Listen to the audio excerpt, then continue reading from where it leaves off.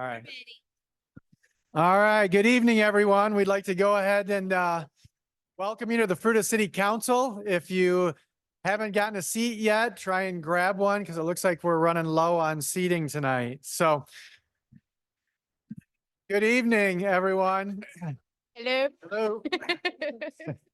We'd like to welcome you to our Fruita City Council meeting. The time is now 7:02 p.m. and we're going to go ahead and call our meeting to order. Deb, would you please call roll?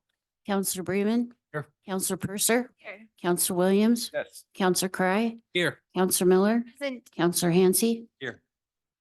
All right. With that, we're going to move into our moment of silence, a pledge of allegiance. If you please stand with us.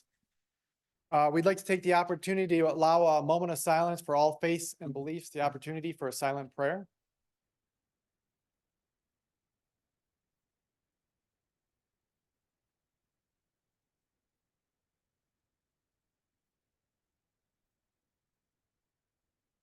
Thank you. If you'd please join me in the pledge. I pledge allegiance to the flag of the United States of America and to the republic for which it stands, one nation, under God, indivisible, with liberty and justice for all.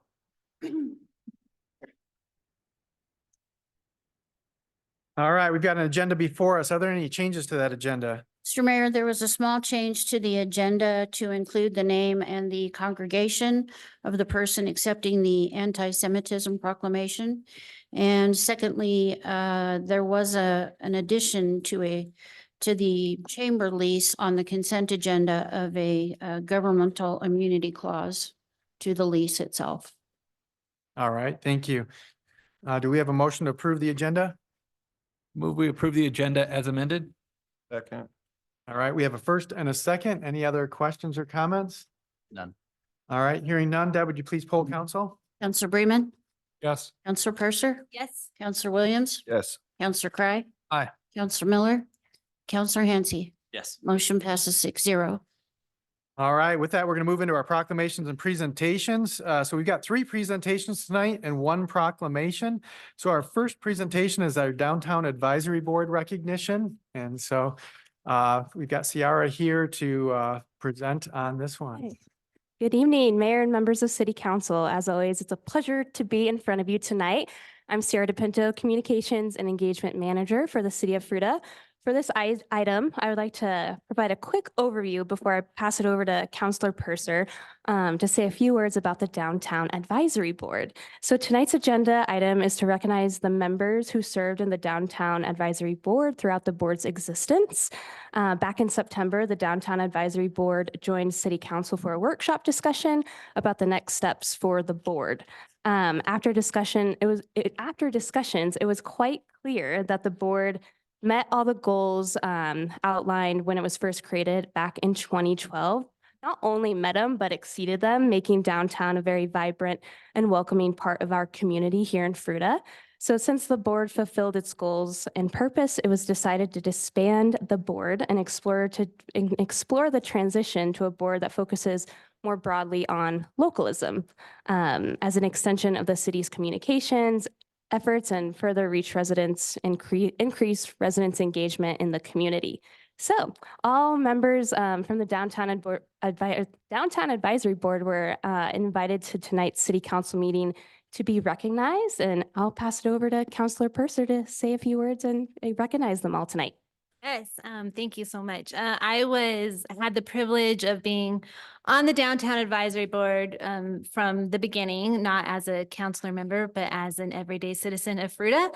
And so ever since it started, I've been on that board, and I'm going to get a little emotional, so I might have to pass the mic, but we just have done so many wonderful collaborative things, and I just couldn't be more proud of what the downtown has how it's grown organically through our efforts.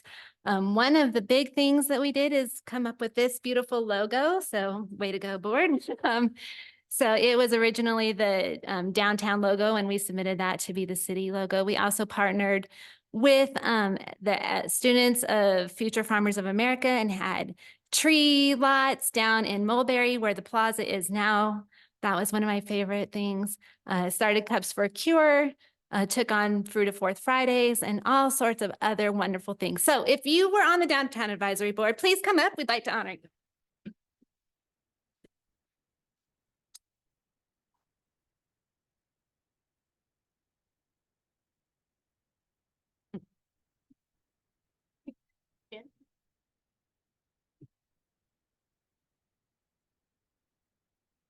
These wonderful people all served on the Downtown Advisory Board. Some of them, like myself, as a council liaison and a regular human being out in the world. Janine, before you do that, let's get the microphone because there may be people online listening. I want to make sure everybody hears you. Yeah, I'm gonna let you guys introduce yourselves real quick. Colin Purser. We're acquainted. Ken Cry. Donna Stratton, Jared Prochnow. Allie Daniel. Okay, and we had about 15 to maybe 20 more individuals that are not here tonight that over the last 12 years served on this board. So if you see them out in the community, please give them a pat on the back and tell them thank you. In the meantime, we're going to give these guys a pass to the rec center and the community center, and as well as a little button, I love Fruita button, and a cool little metal F gear. So I'm going to hand those out now.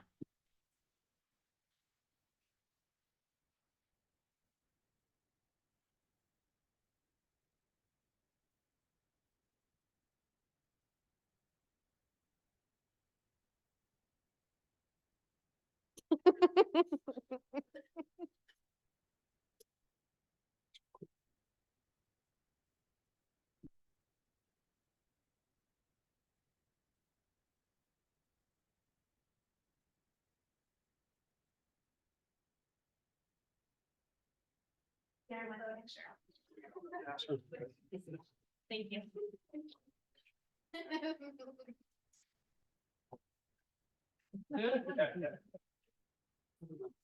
I don't understand right.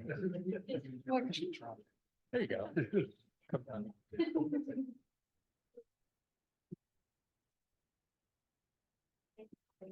Thank you, guys.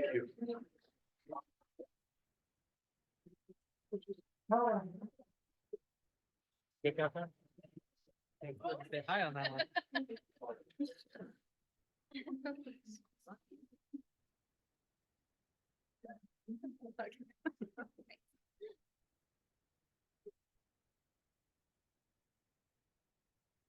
Rumors of the Philippines.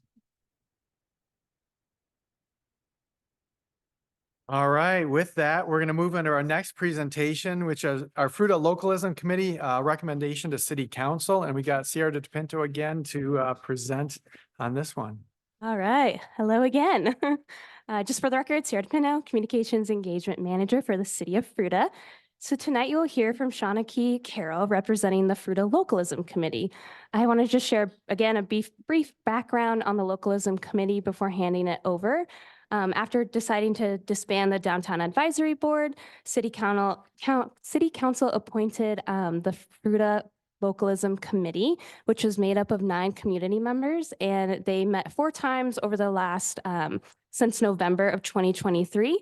And they are ready to share their recommendation to you tonight with their mission statement. So I'll hand it over to Shawnee Key if he's in the crowd. Awesome. All righty.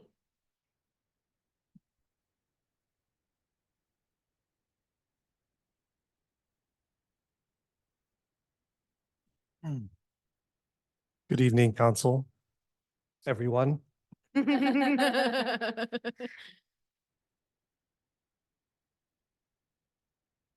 So localism, I hate to say this, but like the only reason why I showed up to the meeting in the first place was Ken intrigued me with this idea of what is localism. So I wanted to go find out. And so in all seriousness, though, I think as someone who's been present and active in a lot of local advisory boards across the city, and I've attended a few Downtown Advisory Board committee meetings over the years just as a citizen to kind of find out what's going on. I think that the Downtown Advisory Board had a really key role in kind of where Fruita was, and the Localism Board is the opportunity to consider where Fruita is going fundamentally, but it's a lot deeper than that. So like the first thing is some of you might know is like, I kind of moonlight as a librarian sometimes. So I like words. So I thought we would do a little defining just so that everyone knows what localism is. So just a basic dictionary definition, localism is often referred to as a preference for one's own area or region, a preference for a characteristic or particular locality, i.e. idioms and customs. So a really great example of like, you're like, does this even exist in Fruita, right? So where we go mountain biking in the desert up north, what do we all know that as? 18 Road, right? Not the North Fruita Desert. That's how you know, right? So that's an example of an idiom, right? We all know what that is because we're all locals and we know the area. Now, I think that another thing that's really important to kind of get out there is like, this is not a critique of the city of Fruita, right? The city of Fruita is being open to the concept that perhaps not all local voices are being heard on all subject matters. That doesn't mean that you're not doing a good job. It just means it's an opportunity to hear more voices, right? And so fundamentally, I think when this first was brought up as a concept, it was a fairly narrow idea. And as that idea kind of sat with our group, we had about 12 folks that joined us.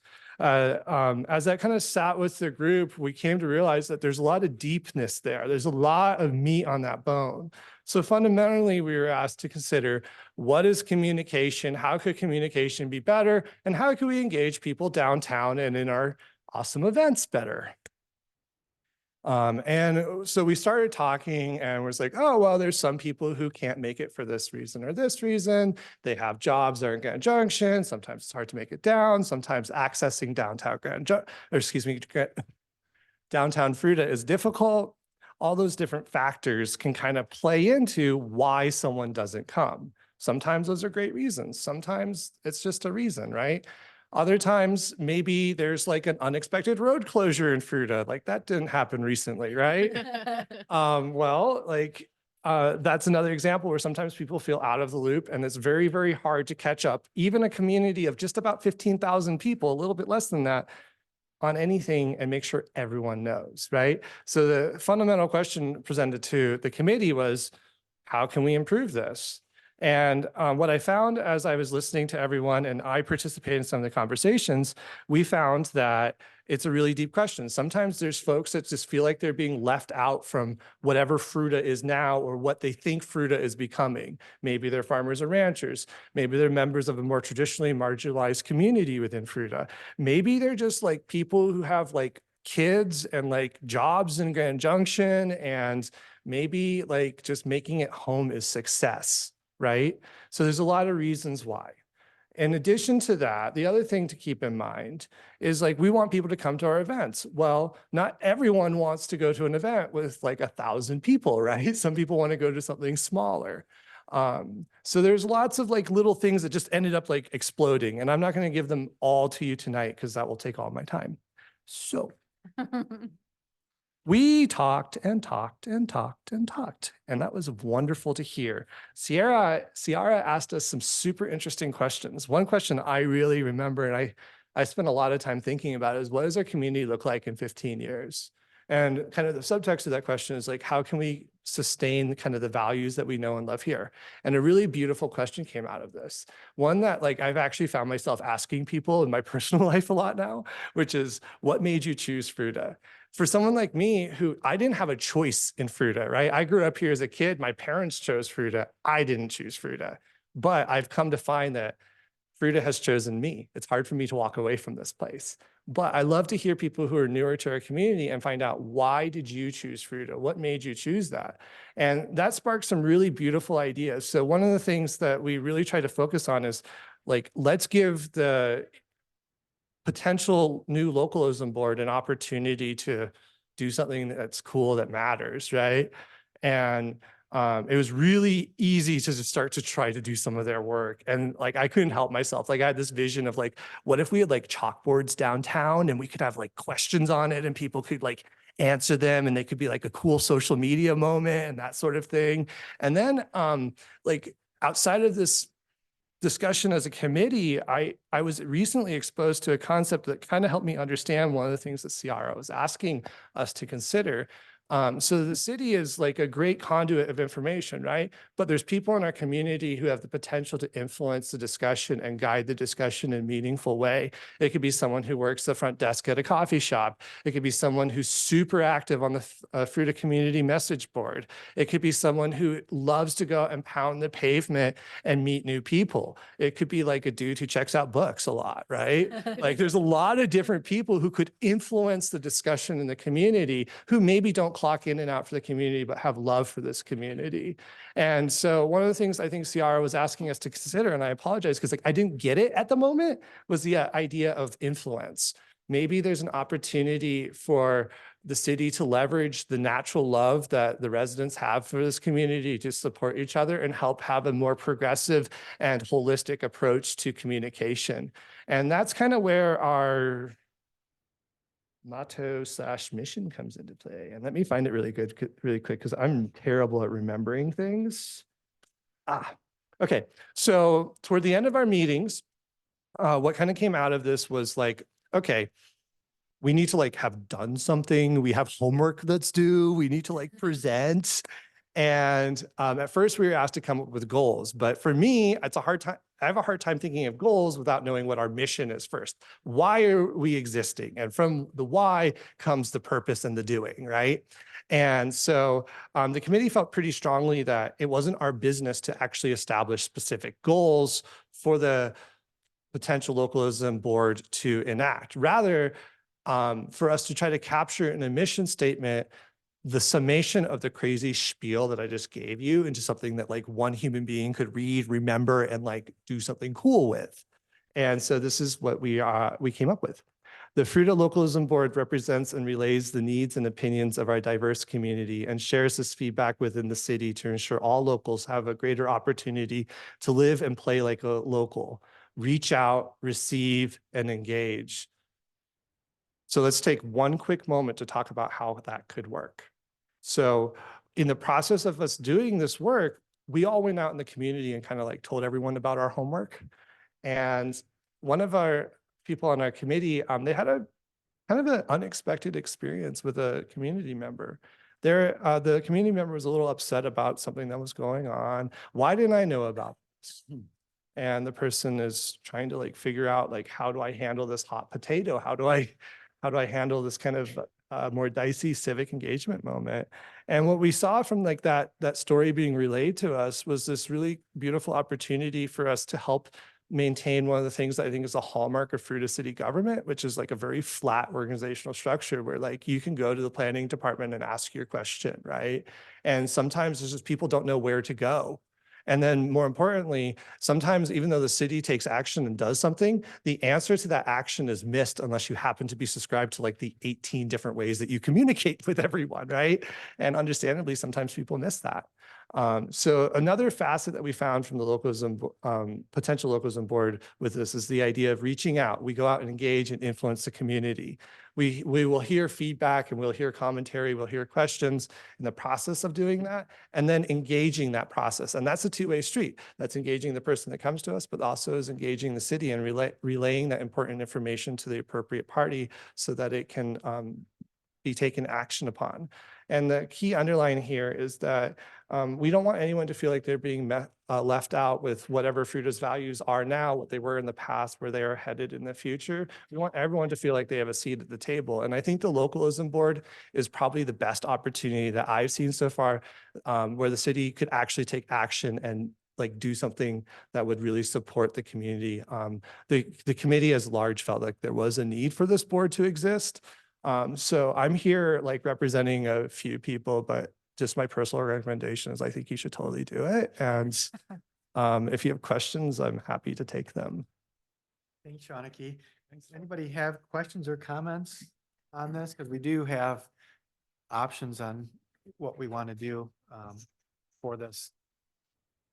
Amy, you're looking like you're ready to.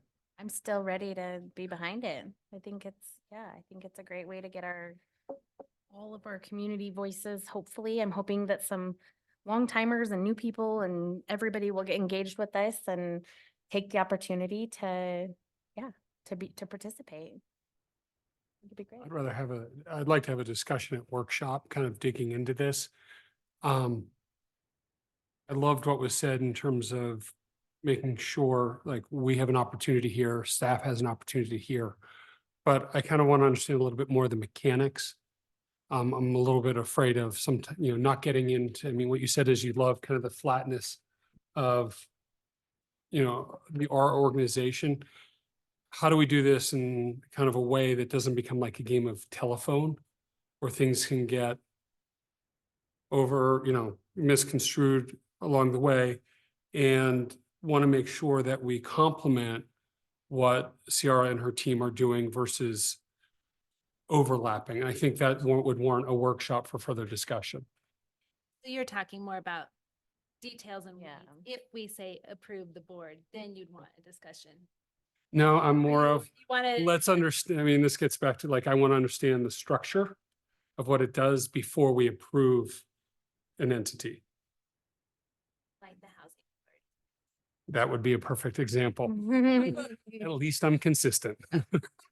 Sorry, I don't mean to interrupt, Councilor Bremen, but one thing I might say is that question did come up at our last meeting, was like, how do we like have reins on this, right? And I think the obvious answer that we found was to engage our staff liaison and our council representative. I didn't mean to speak and give the impression that I'd be knocking on every city person's door about And that's things. not what was received. Okay. I'm a little bit, I'll tell you a little bit more about structure and organization and bylaws cool. and stuff than That's cool. I'll maybe let you do others your are. thing. Oh, you go ahead. Nope, you go ahead. It will come as no surprise that I'd be more happy, just as happy. I could go either way, but just as happy to approve it and then get into the weeds of all of that. I think it could work out just as well, equally as fine, but either way, but regardless, I did want to just, ask all of the members of the committee to stand up that participated, because I think almost all of them are here and they did a great job. So if you're on the Localism Committee, could you stand up, please? Thank you. Yeah, they are.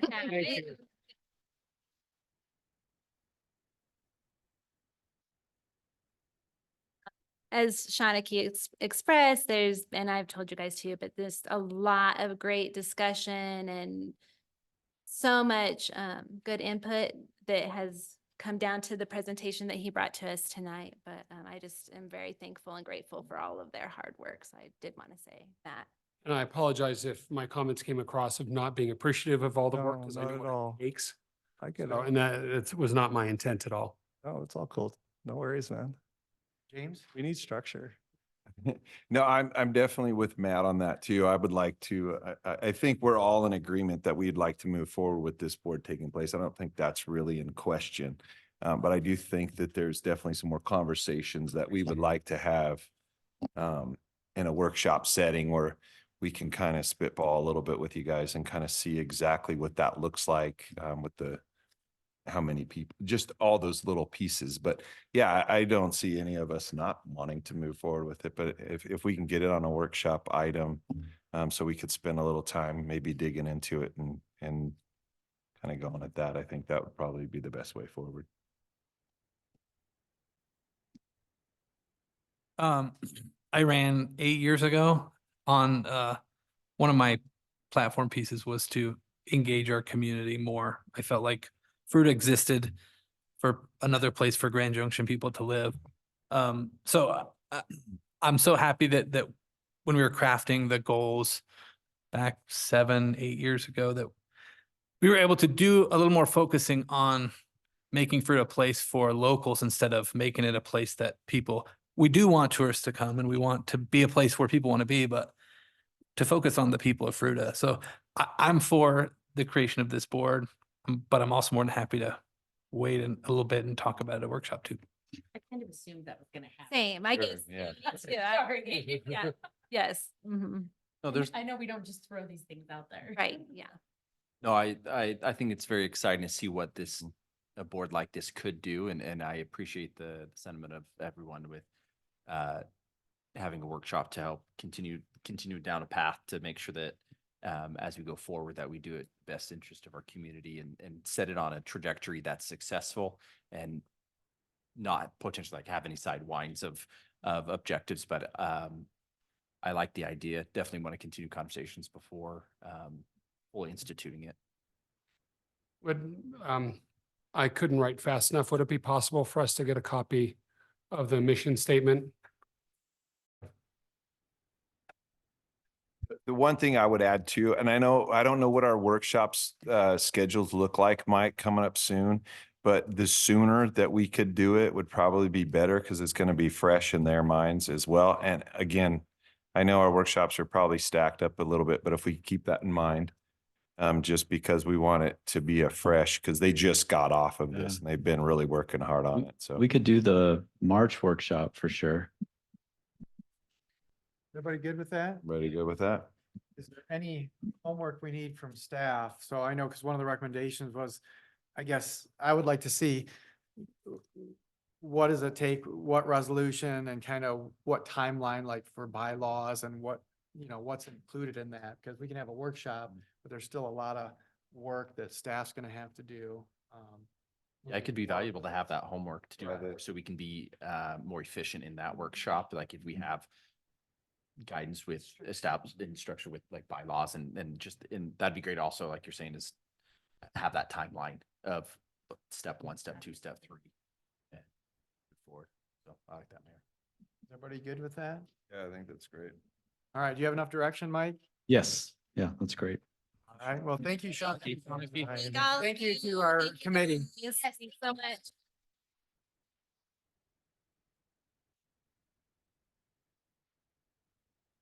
All right, our next presentation is a presentation on the Grand Valley Secondhand Tax Initiative, and we've got our Grand Junction City Councilor Cody Kennedy here to present. So welcome, Cody. It's probably good to sit on the other side of the. So good. Yeah. You can have my seat, Cody. You All want? right, well, I do love Fruita. Mayor, council, and attendees, thank you for having me tonight. I'm very excited to come before you and present an idea that I've really embraced since well before I was elected.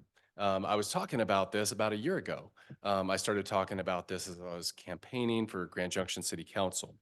And I'm remiss, I know you probably all know me. My name is Cody Kennedy. I'm a member of the Grand Junction City Council, but I come before you tonight speaking on behalf of myself as a citizen of the Grand Valley and somebody that certainly loves Fruita, with an idea that I think would be great for the Grand Valley and in particular Fruita. So the secondhand tax plan is something that I initially started thinking about from the aspect of saying, how can we keep perfectly good items from going to the landfill? I spend quite a bit of time running back and forth to the landfill just through my business. You all know I think you all know I'm a retired police officer. My wife is a teacher, but during all those years that I was a cop for the last 20 years, we were remodeling houses and I tended to go to the dump quite a bit.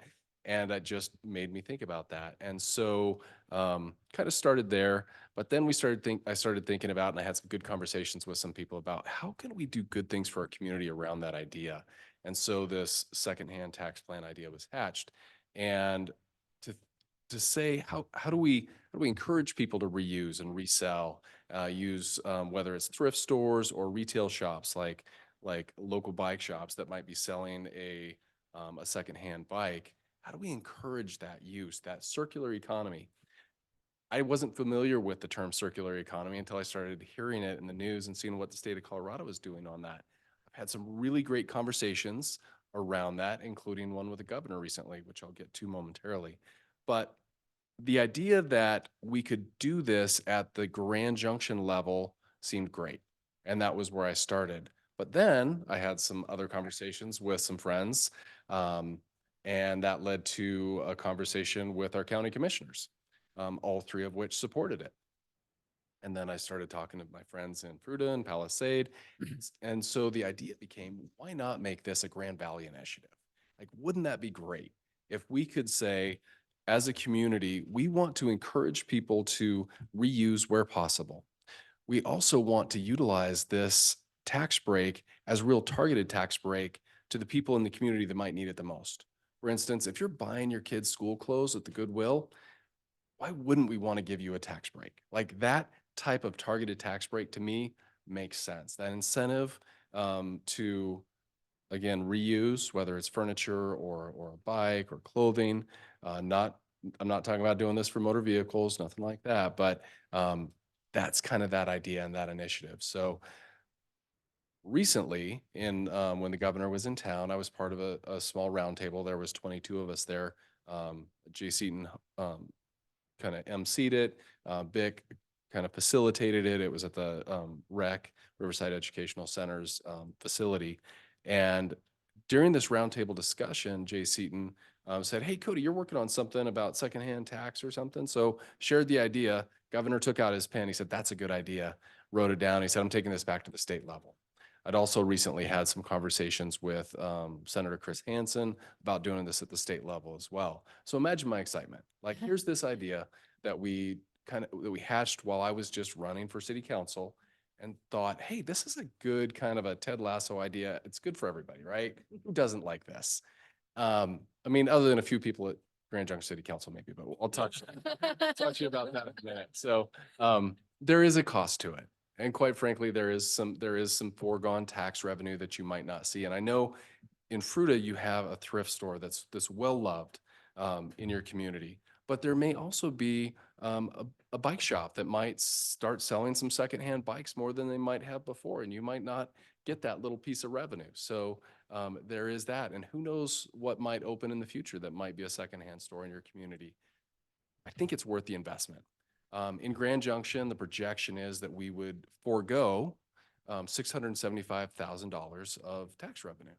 Granted, that's our community members' money, right, that we're not taking from them. And I think that's a great thing. Let's leave that in their pocket. I believe in the multiplier effect. I believe that that money will be reinvested and spent in other ways in our community. So let's do that. I think that that's, for us in Grand Junction, a great thing to do. The county's in favor of it. I've talked to some Palisade trustees. I have not presented to them yet. But here's my ask and here's my hope, is that if Fruita will embrace this idea, and if we come alongside Mesa County, Grand Junction, and hopefully Palisade, Earth Day is right around the corner. How cool would it be to do a press release on Earth Day that this is what we're doing, that the secondhand tax plan is something we're embracing as the Grand Valley, not as a Grand Junction initiative, but as the Grand Valley, and then hope that the state takes it on as well. If we can get it done at the state level, I will absolutely start hitting the road and start hitting up other municipalities and counties to try and get this more widely accepted. But for now, my hope tonight is that Fruita embraces this idea. So with that, if you have any questions for me, I'd love to hear them. All right, who wants to start? Nobody? I'll go. All right. And maybe I'm ignorant for asking this question, but the tax I pay, sales tax, is that all county and municipal, or is there some state in there? There's some state in there. Okay, so that would still be collected at this point if, Correct. Yeah. Correct. So initially, so the county has agreed to do it. So the county is going to do it. Initially in Grand Junction, as we were talking about it, that was one of the comments that we got a little bit of pushback, or that I received some pushback on. It's like, that's not enough money. 3% isn't enough to really change anybody's behavior. But now with the county, right? So we double that, right? And then maybe the state a little bit more. So depending on where you're at, but consider 8 to 10% when you stack all those together. So. yeah. And one other question, which this is nuance, and I don't know if, what about like selling something secondhand, like on eBay? Right. So excellent that work? question, and something I certainly should have brought up. That is, I'm not trying to get into the realm of online sales with this. So let's keep it really simple. These are local retailers, our local thrifts, our local nonprofits. And so there's so many other nuances if we started diving into that, whether it's eBay or that type of thing. So just for simplicity's sake. And I had initially talked about a cap of $5,000 so that kind of was one of the other arguments our staff came up with was in Grand Junction was, well, what about high-end antique stores? They deserve this break too. It's, well, you can buy, a secondhand couch there. You're going to go buy it, somewhere else brand new. So it's not just that we're keeping a couch, and that couch might not go to landfill, but not just that we're keeping something out of the landfill, but it's the manufacturing costs that are associated with it. It's the shipping, that carbon footprint that's associated with it too.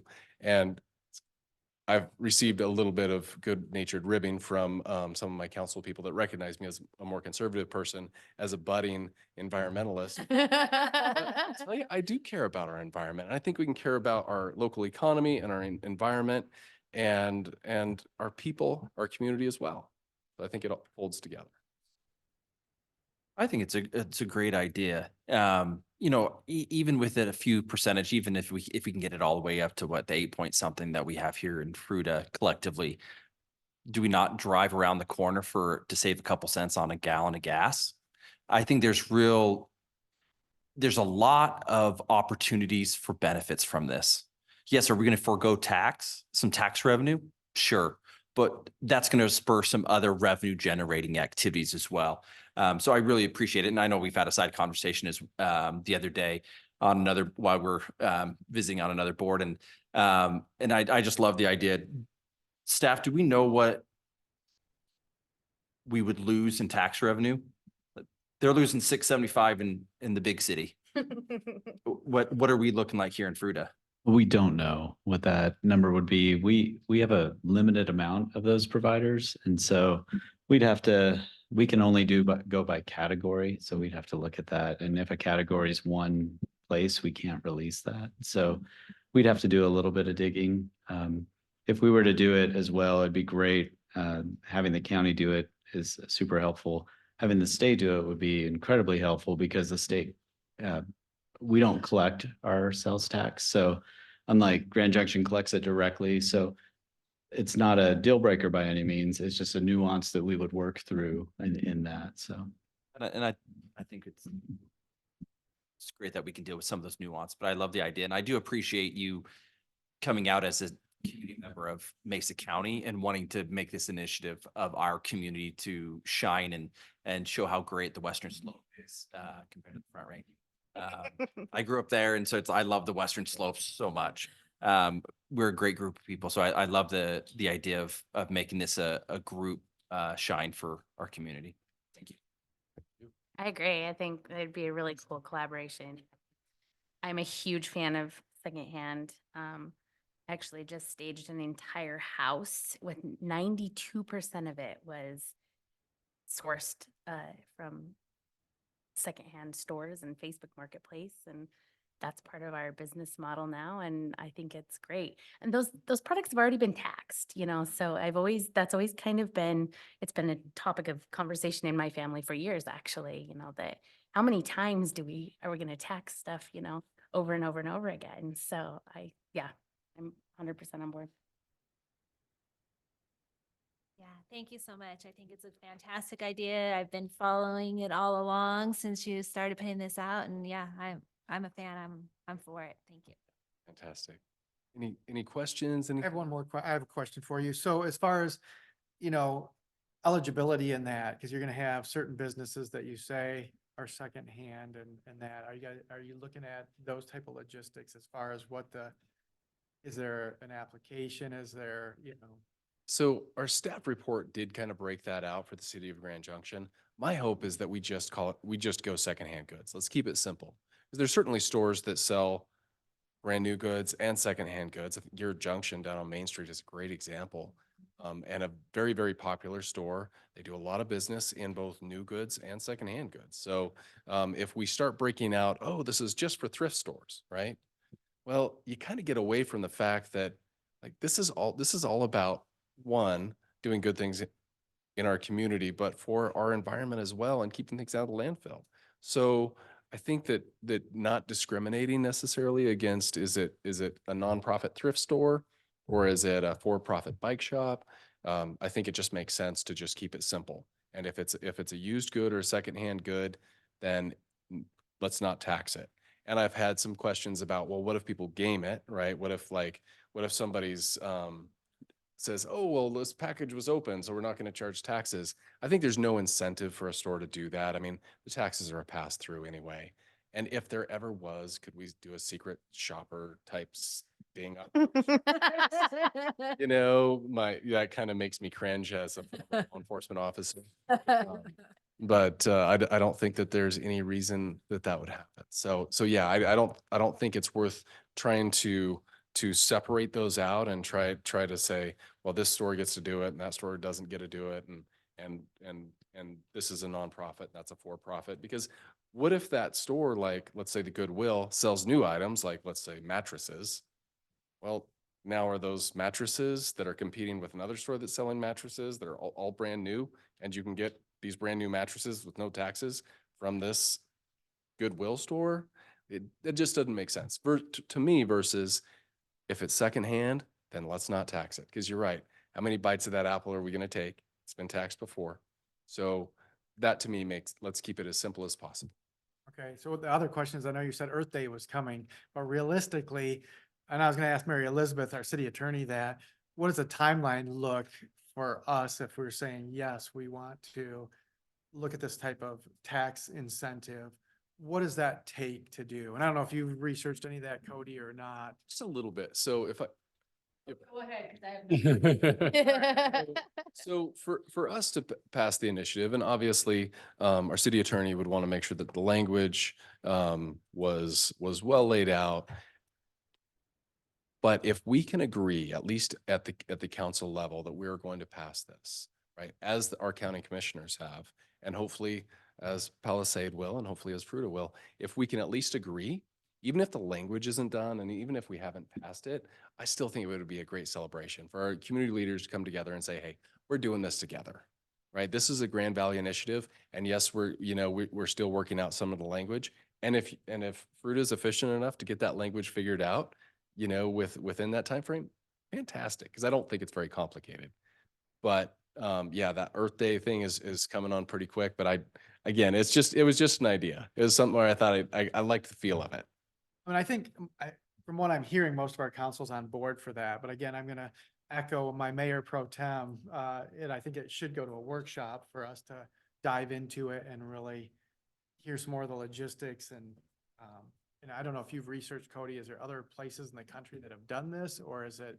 I have Googled the heck out of it. And while I think there's some kind of like some thrift exceptions and nonprofit exceptions, I haven't found just this exact thing. And so, and if there are, maybe I've missed it. Well, I just know that some states I go to, there's no tax on when I go to a thrift store. Yeah. And again, and that's that kind of that nonprofit angle versus really looking at it from that circular economy perspective to say, let's encourage people to buy things secondhand and keep things moving through our economy that way. So yeah, so there may be some semblance of it somewhere. All right, so what, I want to make sure all the councils, so what does councils feel the next step is? Do we want to take it to a workshop? I think overall, am I hearing that we're pretty much in agreement that we'd like to move forward with some type of tax incentive and working out some of those logistics. So Mike, I guess I'd be looking at when we'd have time on the next workshop. And Yeah, similar. Before you answer, but it doesn't really answer his Cody thing. If he wants to do a big kickoff, is council on board to be part of that?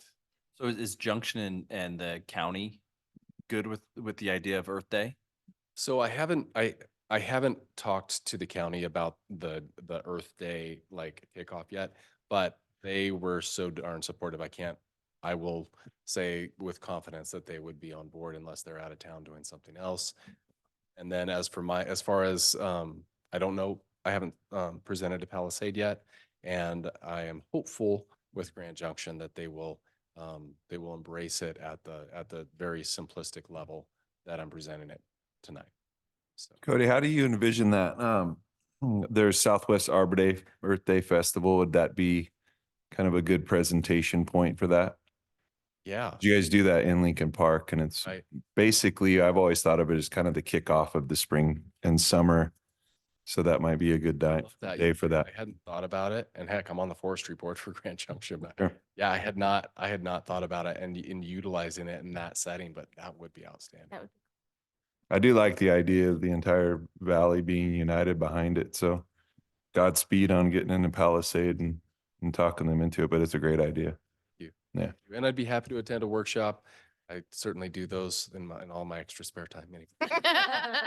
Anyway, sincerely, thank you. All right, so. Thank you for I guess- coming. So do we wanna, I guess just look at, when we'd want to get that on a workshop, so, because we don't want to get a date set. Yeah, we have room with the other item that we talked about tonight to do the March workshop, and that would give us some time to do a little bit of that research. And it's also Earth Day is April 22nd. And I just wanted to clarify, are you, make sure I'm hearing the request right? You're anticipating Earth Day where these groups hopefully come together and say, we are supportive of this idea and we are going to work towards figuring out, it might not be figured out yet necessarily, but Exactly. yeah. If logistically it just can't happen, that the attorneys haven't had the time to draw Right. to figure out some of the finer nuances of it, that we can at least come together and kind of celebrate that as a community. That we're doing it as the Grand Valley versus just one community and then another and then somebody. Oh, yeah, that's. Cool. All right, so you have enough direction, Mike? Yep. Do you want Mary Elizabeth to comment? No, I think he answered that, and, I don't have anything to add. all right, thank you. Thanks, Cody. Cody. Cody.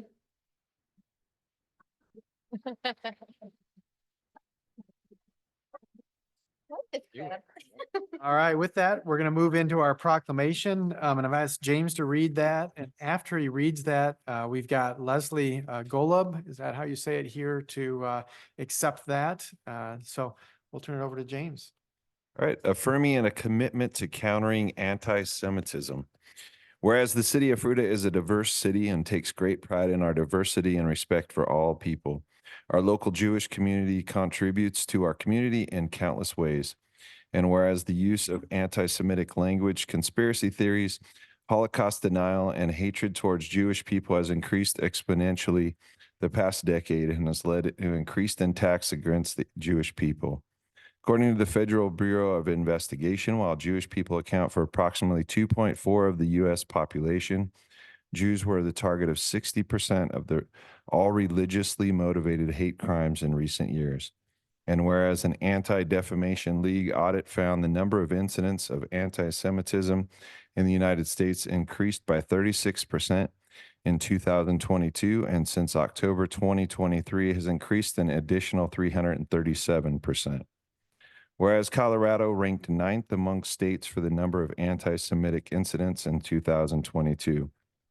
And whereas anti-Semitism is counter to the basic American principles of tolerance, pluralism, and democracy and has led to violence and the destruction of lives and communities. And whereas nearly 1 out of every 4 Jews in the U.S.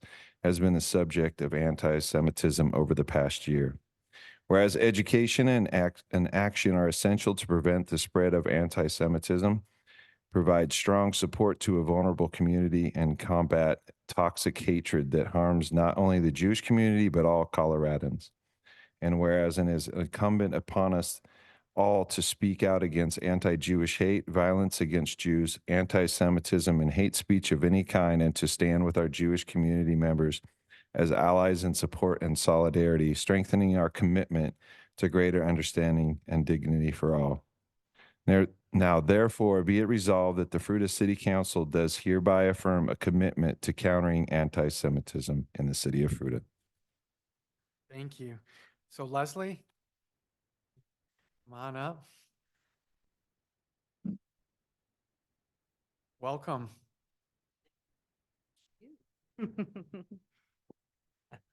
And on behalf of congregation or Shalom, I want to thank the Fruita City Council for inviting us here tonight.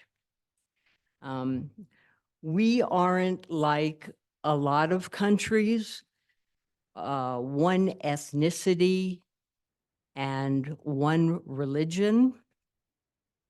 We're a diverse group in the United States, and we're becoming more so in the Grand Valley. Jews didn't drop from the heavens and appear in the Grand Valley overnight. We've been here for over 100 years. The first known Jewish settlers were Morris and Teresa Strauss, and they arrived in the Grand Valley in 1882. As you know, there's been a disturbing rise in anti-Semitic incidents in the Grand Valley. This isn't something new. When Sam Sidelnik opened El Cook Sporting Goods on Main Street, later it was El Cook Jewelers on Main Street in 1927, one of the members of the Chamber of Commerce asked him to leave. Asked him to leave town, saying, "There's too many Jews here." Again, anti-Semitic remarks are not new. This hate and bias pose a dangerous threat to the safety and civility to the people who live here. Combating anti-Semitism requires a commitment, coordinated, and united effort. It benefits us all to come together, to have the ability to practice our religion and not live every day in fear of hate-filled violence.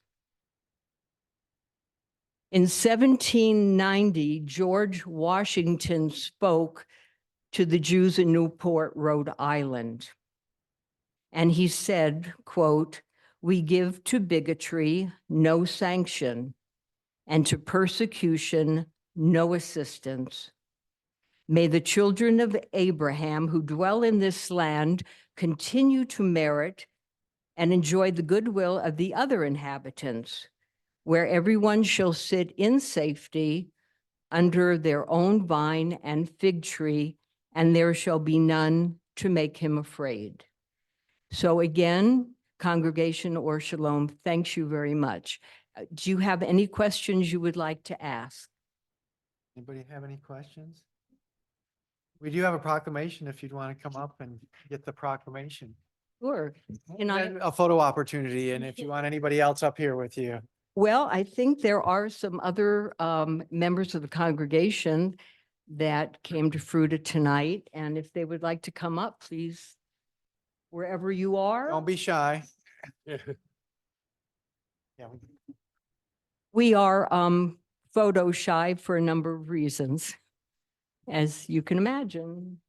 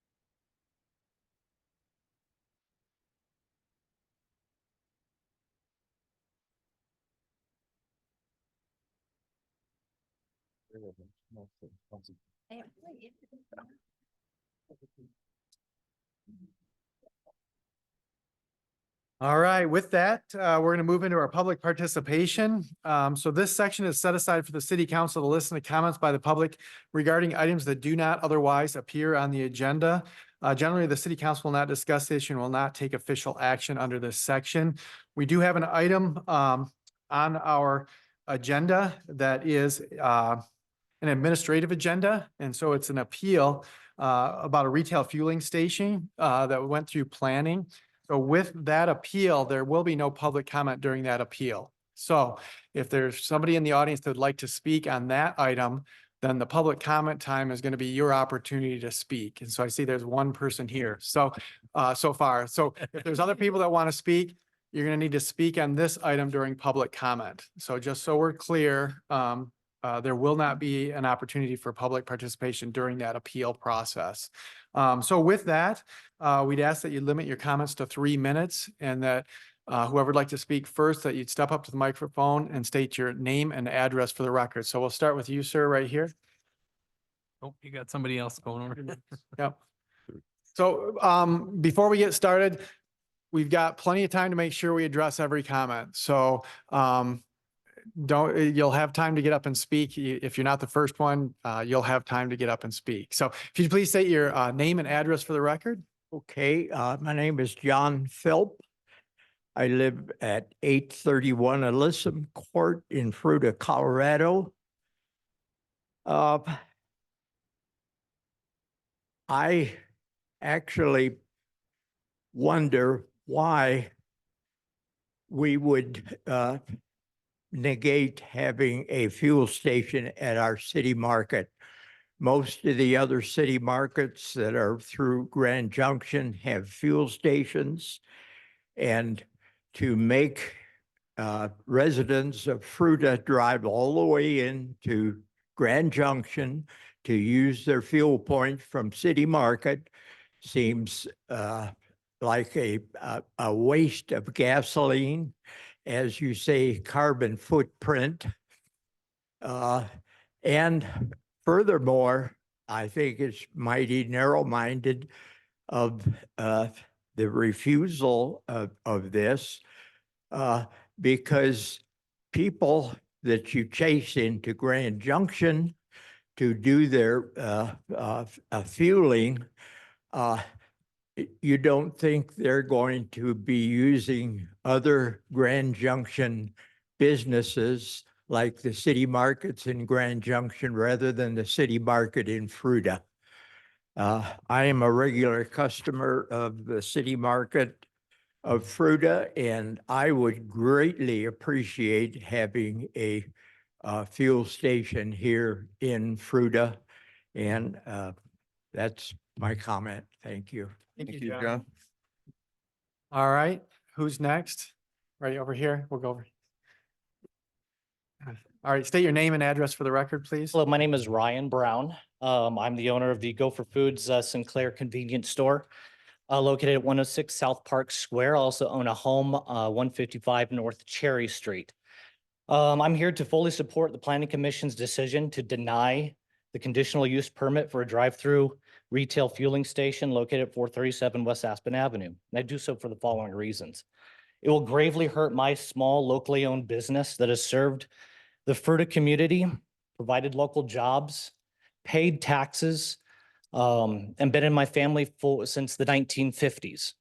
In addition to my business, has supported local schools and local charitable organizations for many years.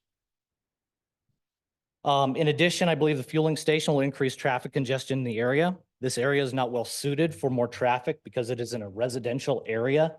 Traffic turning out of the fueling station onto North Colson or Aspen will cause more delays, and the traffic will have to drive through the surrounding neighborhoods to exit the area. This concerns me because I do own a home on North Cherry Street. And I worry about more traffic going through there. Also, the plan currently shows that traffic exiting the fueling station on North Colson will have to cross traffic on a double yellow line going south. This will cause many traffic accidents and more traffic congestion. The area is also a heavily pedestrian and bike area. Many walkers, bikers access the riverfront trail from this area. I believe that additional traffic will cause more vehicle, bike, and pedestrian incidents in this area. In addition, vehicles turning to the left at the stoplight at North Cherry and Aspen off of the overpass many times back up traffic along the overpass, which has caused many accidents. With the additional traffic attempting to turn left at the stoplight, this will make this problem, I believe, even worse. For these reasons, I encourage the City Council to affirm the Planning Commission's decision to deny conditional use permit for a drive-through facility for a retail fueling station. Thank you for your time and consideration. Thank you. Thanks, Ryan. Ryan. All right, sir, right here. Again, state your name and address for the record, please. I'm Bob Jackson. I live at 402 West Applewood Drive. Been here about 20 years. Here in Fruita, bought a home. We moved over here from the Front Range and very, very happy to have done so. We shop at our local city market. And I've had numerous discussions with some of the management over there about lack of stock because it's small. That store was built, I think the Dead Sea was alive and well, but they don't have the room to expand. They need to expand to service our needs. I don't think we need people driving to Grand Junction to buy fuel to use for fuel points.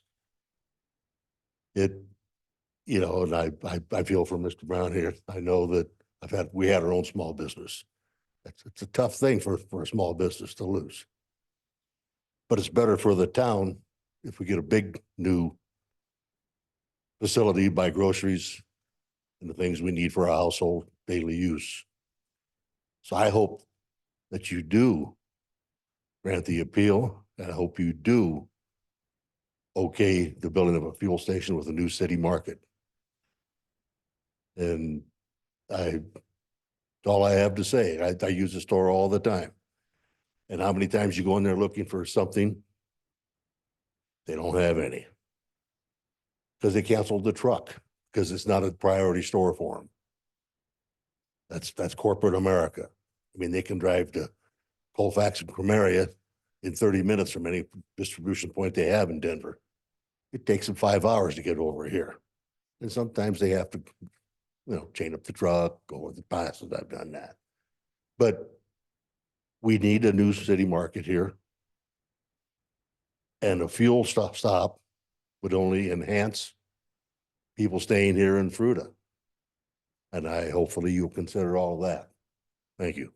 Thank you, Thanks, Bob. Bob. All right back here, sir.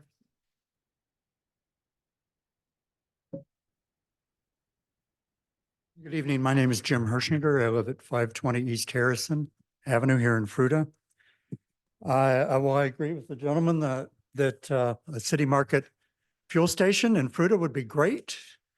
It'd save driving to the city market at 24 Road. I do not agree that Colson and Aspen is an appropriate location. All you have to do is look at that location, compare it to the fueling setup at the city market at 24 Road. It's obviously not enough space to easily get in and out of that site on Aspen. It's obviously going to be a traffic issue getting in and out of that site. And I think the city needs to realize that area is becoming even more residential with the housing development that's going on at Aspen and Colson, and putting a gas station on that corner is detrimental to the increasing residential use of that area. I understand that increasing supermarket opportunities is a goal of Fruita, but I don't think giving City Market a gas station meets the goal of increasing grocery opportunities. Thank you. Thanks, Thank you, Jim. Jim. All right, in the back.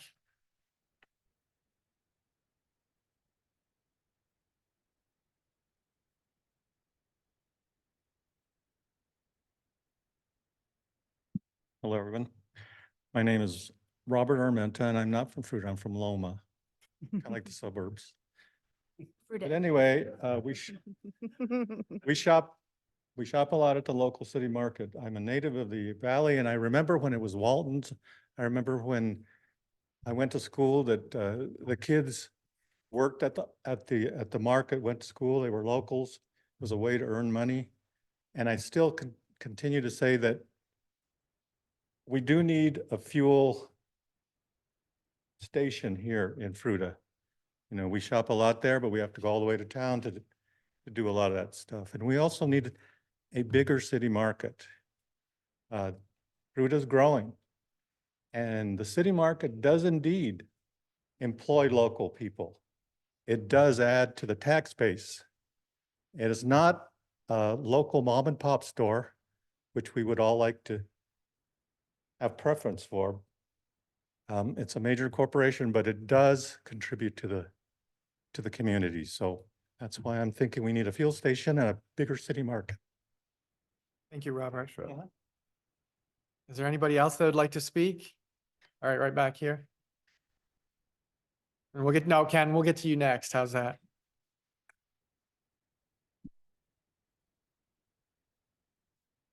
Good evening. My name is Brett Jones, 432 49 Drive. I also own 405 West Aspen, which is 2 doors down from where this proposed fueling station is going in. And I can, while I agree with several of the comments made before, like, okay, we might need a city market fueling station. I do not believe this is the right spot for it. There's just not enough room. You'll have 2 residential homes there with this huge driveway around it and people driving in all hours of the night, going off on Colson, off of Willow, you know, with the new apartments right there. And it's, you know, 2 blocks away from City Market. So obviously, if we're going to get a bigger City Market, yeah, but until then, there's a big space behind City Market that I think would be much better off with 6 and 50 if they're going to put a fueling station in. So I don't think anybody who lives in those 2 homes right there would like people driving around their home all hours of the night fueling up. And it's just cause so much more congestion and I think be dangerous. So I would be very much against this fueling station. Thank you. Thanks, Brad. Brad. Thank you. Ken?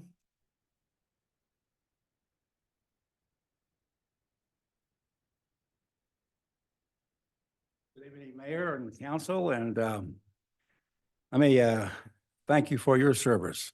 Well, you need to state your name and address for the record first.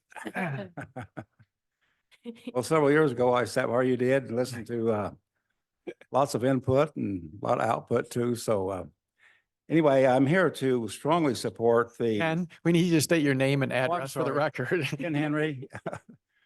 I just assumed everybody knew who I was. Ken Henry at 968 17 and a half Road in South Fruita. So, but I'm here to strongly support the filling station or the service station for proposed by, I guess it's Kroger, isn't it now? No longer City Market. This is be the 3rd time that I've addressed the City Council concerning city market issues.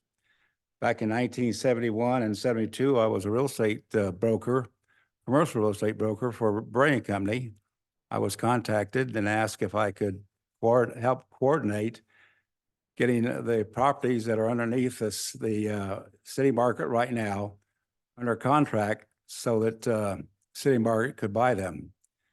I was local Fruita boy, and they thought maybe I could talk to the local owners, and we were successful after several months of negotiation.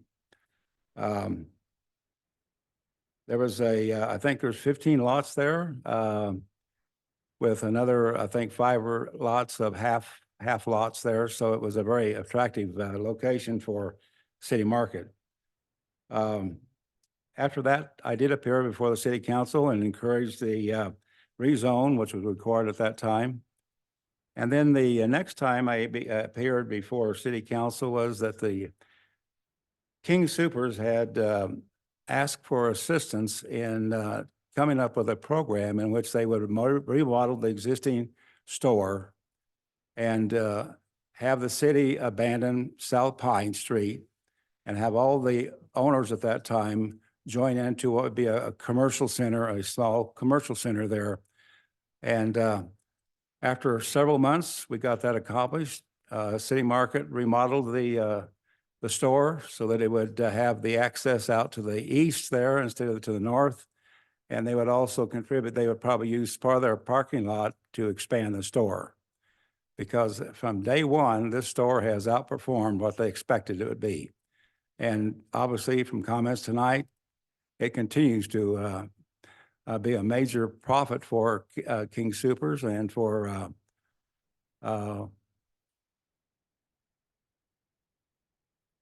who owns it now? Kroger. Oh, yeah, Kroger.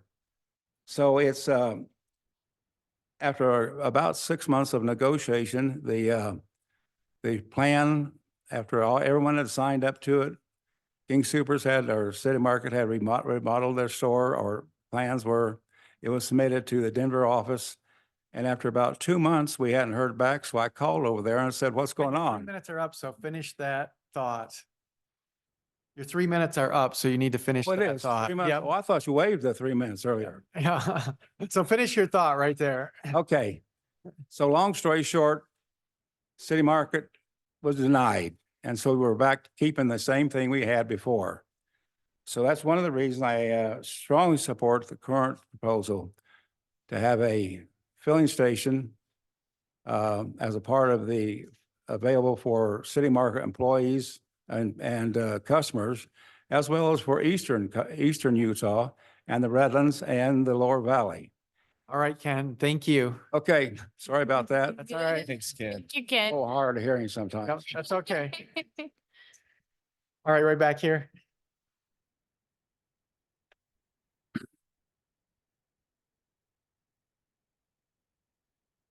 My name is Tony Stolarczyk. I live at 1824 J and 2. I'm sorry, I didn't catch your first name. Tony. Tony, all right, thank you. And I would say that most people are right on both sides here. I feel the same. I have 1,272,000 points. I've never used them because we don't have a filling station for them, and it would be nice to have one. But I strongly disagree with the location. It is a horrible location, and my wife and I, having moved here 3 years ago, came from a town that, in my opinion, not their fault, no fault of their own, they blew up, but they were designed poorly. So the traffic jams that go on in that town they're relentless. It's a strong reason why we left. It was just a small town, but felt 10 times bigger with the crowding of traffic. So my opinion is yes on the place, no on the location. So it probably sounds like a chiming bell at this point, but that's what I wanted to say. Thank you. Thank you, Thanks, Tony. Tony. All right, is there anybody else that would like to speak? Now, this is public comment for anything, so it's not just on this appeal. So if there's anybody that wants to speak during public comment, now's your opportunity. Once we close this, there won't be an opportunity for the public to speak. I'm not seeing any, so going once, going twice. All right, we're gonna go ahead and close the public comment and move into our consent agenda. So these are items where all conditions or requirements have been agreed to or met prior to the time they come before council. They'll all be approved by one motion. So with that, if there's something on the consent agenda that you'd like to speak, I'm going to open up for public comment on the consent agenda. So if anybody wants to speak on an item on consent, now is your opportunity. All right, hearing none, I'll close consent and bring it back to council. Anybody have any questions or comments on consent? All right, do we have a motion? I move to approve the consent agenda. Second. All right, we've got a first and a second. Any other questions or comments? All right, hearing none, Deb, would you please poll council? Counselor Purser, Counselor Williams, Yes. Counselor Cry, Aye. Counselor Miller, Yes. Counselor Hansi, Yes. and Counselor Bremen. Yes. Motion passes 6-0. All right, with that, we're going to move into our public hearings. We've got two legislative hearings tonight. Our first one is ordinance 2024-04. It's a second reading, amending chapter 2.41 and 2.42 of the Fruita Municipal Code to eliminate voting rights of the council members appointed to the Police and Parks and Recreation Commissions and excluding them from quorum calculations. And so we've got our Finance Director, City Clerk Margaret Sell here to present. Thank you, Mayor. Last year, just kind of as an introduction, the city council engaged with all your various boards and commissions and talked about their purpose and achievements, providing guidance on aligning with Fruita's strategic goals, master plans, and evaluating the roles of council members on those boards and commissions. And as a result of some of those meetings, the city council is trying to enhance the separation of the boards and commissions between itself and foster their independence. And as a result of that, we have two boards and commissions that are established by the Fruita City Charter and require a council appointee to those boards and commissions. That's the Parks and Recreation Commission and the Police Commission. And the council has asked that we take those ordinances that actually establish further the boards and commissions and the makeup of those boards and commissions to remove the voting requirements of the council member and also remove them as consideration when calculating a quorum for those two boards and commissions.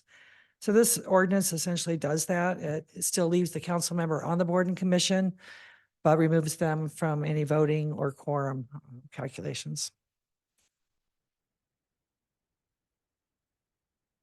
Does that conclude your? That concludes my presentation. All right.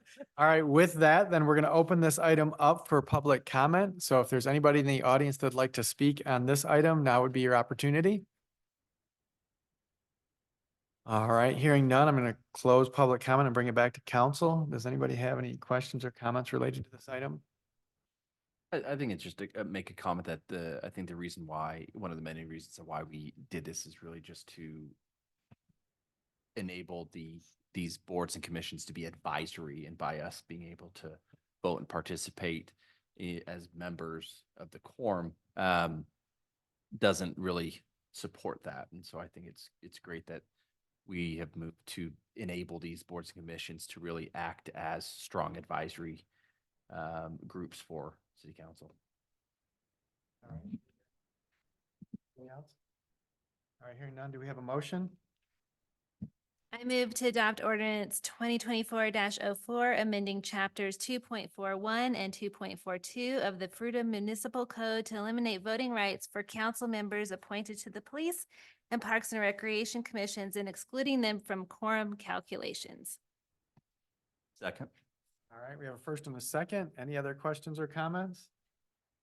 All right. Hearing none, Deb, would you please poll council? Counselor Williams, No. Counselor Cry, Aye. Counselor Miller, Yes. Counselor Hansi, Yes. Counselor Bremen, Yes. Counselor Purser. Motion passes 5-1. All right, with that, we're going to move into our ordinance 2024-05, a second reading, and it's amending section 18.240 of the Fruita Municipal Code concerning membership requirements of the Tourism Advisory Council. And again, we've got our Finance Director, City Clerk Margaret Sell here. I won't repeat everything, Mr. Mayor. Thank you.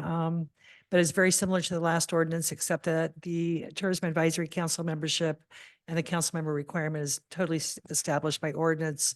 There are no charter requirements for council members to serve on that board. So that's why it's under a little bit different ordinance number. But this essentially removes the city council member from the Tourism Advisory Council entirely. And that it concludes my presentation. So ditto from the first one for reasons, and then with this one. All right, with that, we're going to open this one up to public comment. Is there anybody in the audience that'd like to speak on this item? Now would be your opportunity.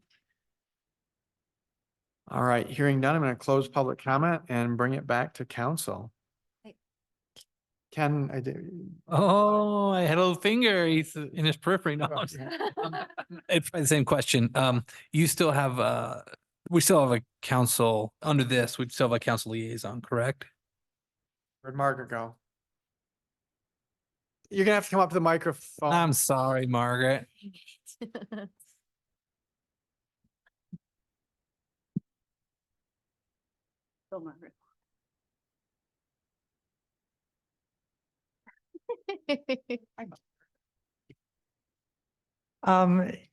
Yes, I think that removes the council liaison from the Tourism Advisory Council. So that's the difference between this one and the last one. That was not my question, but that was my understanding, and I feel like somehow that got lost in translation. I don't think that was ever anything that we had a conversation about. Am I wrong? No, that was not my Okay. understanding. And either. so I think Yeah. our intent was exactly the same as the one we just did. To leave the council liaison Yes, on. but just no voting or quorum. And so, and I apologize, I missed this in the first read on the consent until it was gone. And then when one of my fellow council members voted no on it, I was like, oh, wait. So that, Yeah. this is not how I had. Envisioned it. So we could try and amend it tonight, or we could just bring it back with some changes, I think. Mary Elizabeth and All of the Mike paper. left. Yeah. And I'm sorry, that was just the hand down from my purpose. Got it. yeah. The initial reading. I mean, I apologize because I Yeah. stated that way initially and I missed it too late. I caught on to. I think we should be able to make a motion still as amended. Okay, yeah, and you can definitely do that. We can put the same kind of quorum and voting requirements that were in the previous ordinance. Definitely still want to I feel like we still need a liaison. I I still do. definitely want, yeah. Yeah, I do as well. James, you're on that committee, you're on that board. What's your take on Yeah, the effectiveness of especially having because those that committee is one of the few that actually has hands-on funds. Yeah. And I just don't support this in all the way around anyway. But I definitely think that losing a liaison would be really bad. Why don't you? And the reason being is that in those conversations that happen in that tourism meeting, there's times that if someone wasn't from council, there would be things that happen in there that we wouldn't want to happen. Why does that happen different than as compared to other commissions? My You question know, is, I can don't we wanna do say it? I don't, One at a time, so we'll. I don't really want to say negative things about it. It's really tough for me on this one. I'm sensitive. Because I'm not a fan of the marketing team that we've hired. And I've watched that marketing team bulldoze that tourism. And that's just my own personal opinion. And I know that there's been times that if I wasn't in there, not that it was me, but if there wasn't someone else that stood up Liaison. as I had to stand up for, they would have bulldozed this. And that's just my particular take on it. And I've been trying to be really stand back-ish because I don't want to be that person that's telling people that they're not doing a good job. Because that tourism board has a great heart, but I do feel like that they're looked at and walked over by just particularly that marketing group. So that's my particular take on it. All right, Matthew, you had a question? Well, my question is more procedural. Can we actually amend this, or since it's an ordinance, does it have to go through the process again? Already had a first reading. That'd be a Mary Elizabeth question. You'll have to give her a microphone.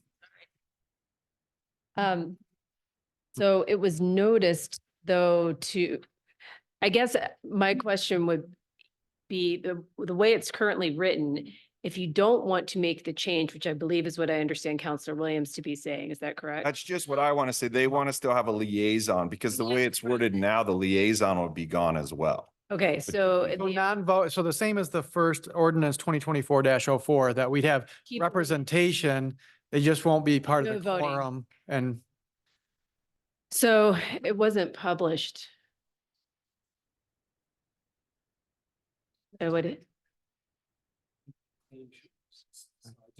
So did it get written incorrectly? Let's start the process. Yeah, I get, wait, quiet, let's let Mary Elizabeth talk. I had a procedural question. Like, so was it supposed to keep the liaison and just get rid of the voting member? And not count as the quorum. Right. Yep. But so did it get written incorrectly and We didn't published? catch it in the first reading. Okay, that's, It was on consent agenda and we didn't see it in time to remove it then and talk about it. And so now we're talking about it now as this is not how we intended this to look. And we just weren't able to say so ahead of time. I mean, that is a significant change from the way it was published. And so I think we're fine redoing it. I think you need to republish it with the correct language of what what you're trying to do, which is keep the liaison, take away the quorum, counting towards the quorum and voting. So. I do want to address a couple of James' comments just for the record. So this, and I know for public perception on this board, their budget is approved by us. So we do have say in, spending in that. Again, everything we say when we put people on boards is you're an advisory committee to us. Well, part of our due diligence is how we budget that money and how we direct that board to it. So I disagree, James, on that side where, if you weren't there because we've got 7 people sitting on that board. And you're one voice that has probably a little more influence. And the reason we have these boards is to get outside input to help us make wise decisions as a council. And one of our decisions is every year at budget time, coming through and setting a budget. And at that time, they present to us kind of what their rough plan is. It's not an exact plan, but they do. So I just want to be transparent to the public that yes, we do have a process. It's not a matter of an agency that we hire. Going outside of those bounds, we do set those parameters on that. So I wanted to address that just so we're clear where I'm coming from. I totally understand. I just don't like the way that the marketing team approaches that board when they speak with them. It's my opinion. All right. Any other questions on this? So we need to give direction. We need to make a motion to deny this current one. And, or what is the procedure, I guess, for this one? So you would take no action. You would not adopt this ordinance on second reading. And then I would give direction to staff, make sure it's clear what you want, how you want this to read, so that when it goes to first reading and is published, it's got the correct language. All right. So I guess I'm going to give direction. You guys can give thumbs up on it. So if we follow the same direction as ordinance 2024-04 that we just approved, it's going to keep a city council representative as a liaison. It's going to remove them as voting rights, and it's going to keep this that way. It allows for the same quorum as what we saw in ordinance 2024-04. Is everybody good with that? Yep. And so then the procedure is to go through another first reading and then a second reading. That's correct. Okay. All right. So that one's going to go on. What does that timeline look like then? Yeah, first reading would be March 5th, and then we would do second reading a month later. So the first meeting in April. Okay. All right. Everybody good with that? Yes. All right. Well, thank you. All right. With that, then we're going to move into our administrative agenda. And so our first item on that is we've got an appeal. This is an appeal of the Fruita Planning Commission's decision on a request for a conditional use permit for a drive-through facility for retail fueling station. And so we've got our planning director, Dan Karras, here to present.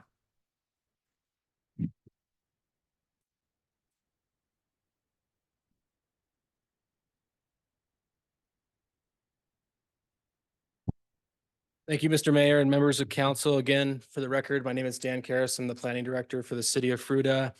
I'd like to formally enter my PowerPoint presentation into the record.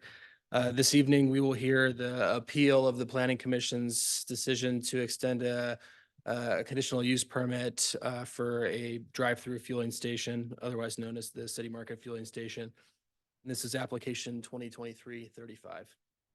So just some application details to make sure are read into the record, but are certainly, they live with this application since it was originally heard before the P&Z and then are a part of this application this evening.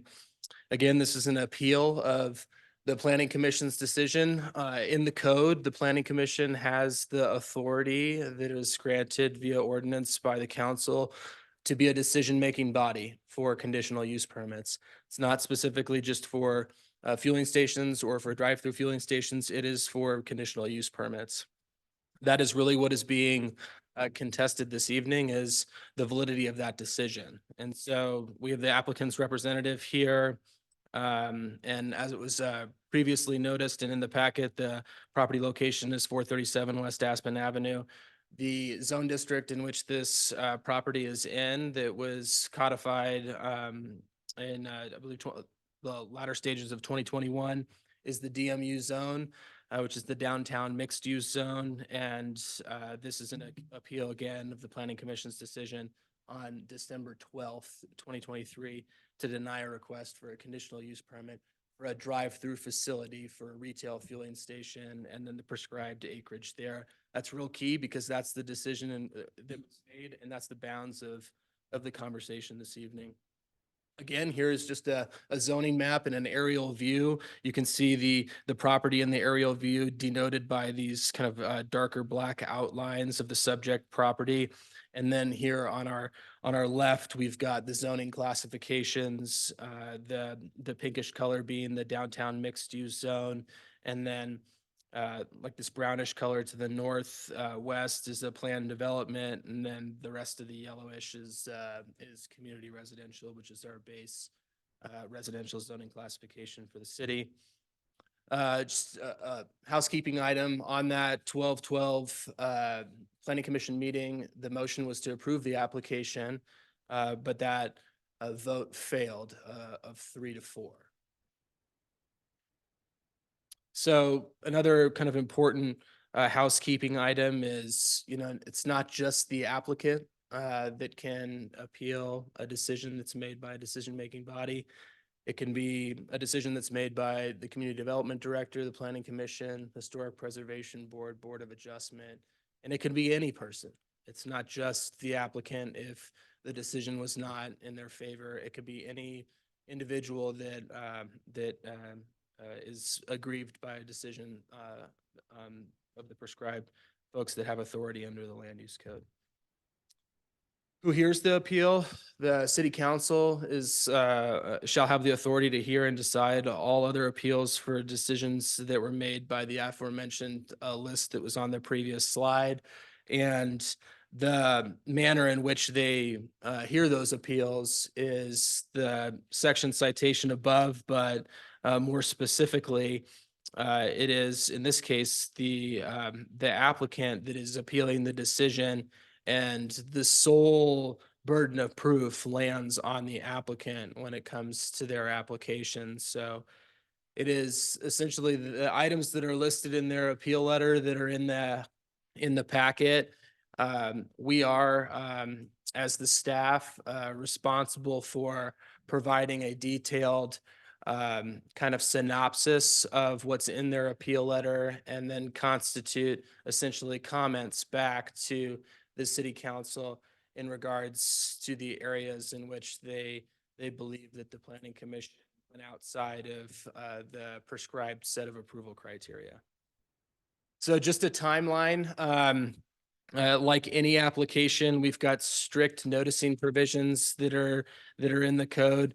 The original application of November 14th, the Planning Commission of December 12th, the appeal submission January 11th, and then the council hearing this evening, which is February 20th. The real important thing that I wanted to denote there in the appeal section of the code, it says we have 30 days. The applicant has 30 days, or any person has 30 days to furnish the planning department of an appeal.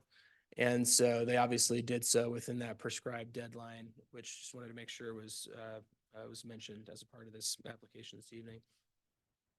The legal notice, we had to do this all over again. So, for the conditional use permit, we noticed the hearing, and that was that December 12th. And then once we received and accepted and deemed the application complete for the appeal, we did the whole thing over again. And then this GIS rendering, or this GIS kind of aerial overlay of the zoning classifications shows all those highlighted in blue parcels that were a part of receiving these postcards. And then, of course, we also have a legal notice that takes place in the paper, and then also a physical posting of the property, which are those blue signs.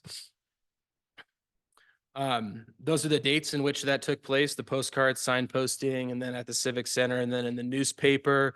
Again, these blue signs, they also, they explain what the application is for, who the applicant is, and when the meeting will be taking place. So they kind of carry the same burden of information that the rest of the noticing provisions in the code require.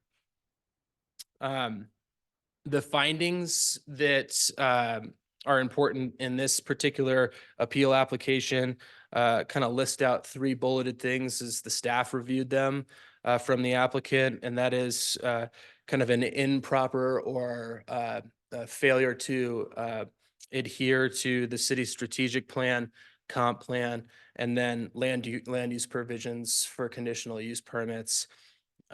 we in the staff report kind of went through a detailed list of all of those and kind of surmised what our interpretations of the code have been and are. In this particular case, the one kind of strong point that the applicant made was a kind of mischaracterization of the differences between the downtown west sub area and the downtown mixed use core. In here, I mean, I kind of went over a listed sort of overview of what that has been as far as interpretations are concerned by the staff, but categorizing the property to be solely just within a downtown west sub area, which is listed in the Fruita in Motion 2020 comprehensive plan. The exercise in which we went through for the sub area was with a consultant named Studio Seed that was helping us derive our design standards of what our design standards were going to be within those sub areas. If we were going to have residential design standards, urban core, urban center design standards, and then obviously the prescribed ones that are a part of our commercial zoning classification, C1 and C2. Granted, those are just overlaid within the downtown. I think you'll see in a later slide that when we adopted the land use code, we actually went through and codified the definition of what the downtown core is, which you can see here is the downtown mixed use zone core as designated by the community plan, but more specifically south of Paber and west of Elm, which this property falls within. So the review criteria for the appeal, 4 criteria that the city the city council shall consider: the facts stated in the application as presented by the applicant, the requirements and the intent of the applicable standards from the code compared to the decision that is being appealed, and the evidence related to how the applicable standards from the code have been administered and interpreted in the past. And then, of course, the consistency with the comp plan. The kind of review criteria for a conditional use permit, which is not in theory what's being discussed this evening, but just by way of making sure everybody is level set on what those standards are. It's consistency with the land use code, compatibility with the surrounding area, and the drive-through should not endanger the public health or safety, but really it's any use that could fall within a CUP. And then all public services are available and can serve the subject property. What I wanted to make sure is clear is obviously, you know, as I mentioned before about the downtown mixed use core, but drive up, drive through facilities with a permitted use is specifically called out in the code as being a conditionally allowed use in the DMU. Then fuel sales and automotive appliance not including drive up, drive through uses is being allowed by right. There was a lot of debate about the validity of having, you know, how do you have a gas station without a drive through? I mean, that was talked about at great length in the planning commission meeting.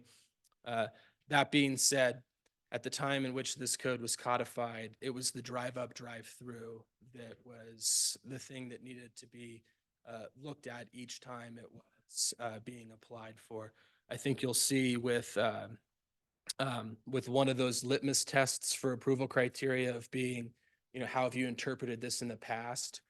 We have had a number of applications come through: Colorama, Wave, the Walgreens pharmacy drive-through, Burger King. All of those, I think you could make the assertion that they can stand alone without a drive-through, but it was the drive-through that is then conditionally allowed under the code. So when this was contemplated, it was thought of in that context, not necessarily of all the little idiosyncratic things that could come as an accessory use, but truly just what are the things that can live with or without a drive-through. So just a quick kind of adherence to what are the prescriptive elements that are need to be met that are in the code. This is specific to vehicle stacking. Essentially, the applicant is responsible for being able to provide 2 stacking spaces for this particular request. I just wanted to make sure that like this was illustrated that can be accomplished. Just so there's no questions about them being able to adhere to what is the absolute, you have to do this in order to Can receive. you clarify what a stacking space is, please? It is essentially the vehicles behind in line to be served, so. So one being fueled and one behind that? Correct. Okay, thank you. And then there's also even stricter kind of setback that, I mean, usually you think about like the downtown settings as being, on lot line or a lot of lot coverage percentage, but along Aspen Avenue, new drive-up, drive-through facilities, kind of regardless of the use, are not permitted in the downtown core within 40 feet of the right-of-way line on Aspen Avenue. Just wanted to make sure that it was specific that is being met at 40.42 feet. So those, again, those two last slides, prescriptive standards in the code. I understand like the where that can be used to interpret, but it's consistent with how we've done it in the past with previous applications, which is a part of the application today. So review comments and public comments. Review comments, CDOT did provide some comments related to renewing an access permit or getting a new access permit from what is a CDOT facility, which is Aspen Avenue. That also contemplates them receiving from the applicant a traffic study and then a new access permit. We did receive public comments on 12/11/23. Those comments are in your packet. They were entered into the record the day of the meeting, and then were a part of the application going forward and entered in as a part of the minutes as well. Entered into the public record, obviously, at the time of planning commission meeting, and then the emails to Nate, or emails took place to the applicant's representative and the planning commission on the day before, or the day before the meeting. So here is a list of options. It's just for ease of reference, is on page 118 of the packet. But these are the options that are available to council. I will stop there. That concludes my presentation and would be happy to answer any questions or turn the time back to the council. For procedure on this, do we hear from the applicant on this process as well? You will, yes. Okay. So when is that in this process, right? You can either ask questions of Dan now, or the applicant can go ahead and make their presentation, and you can hold all questions and ask after that to either the applicant or Dan or me. All right. Is everybody comfortable with waiting till after the applicant? Yes. All right, well, then we'll ask the applicant to come up and present.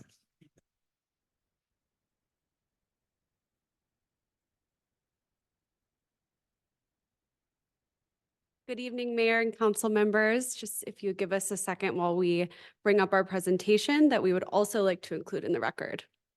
And we'd ask if you state your name for the record as well. Yes, I will. All right.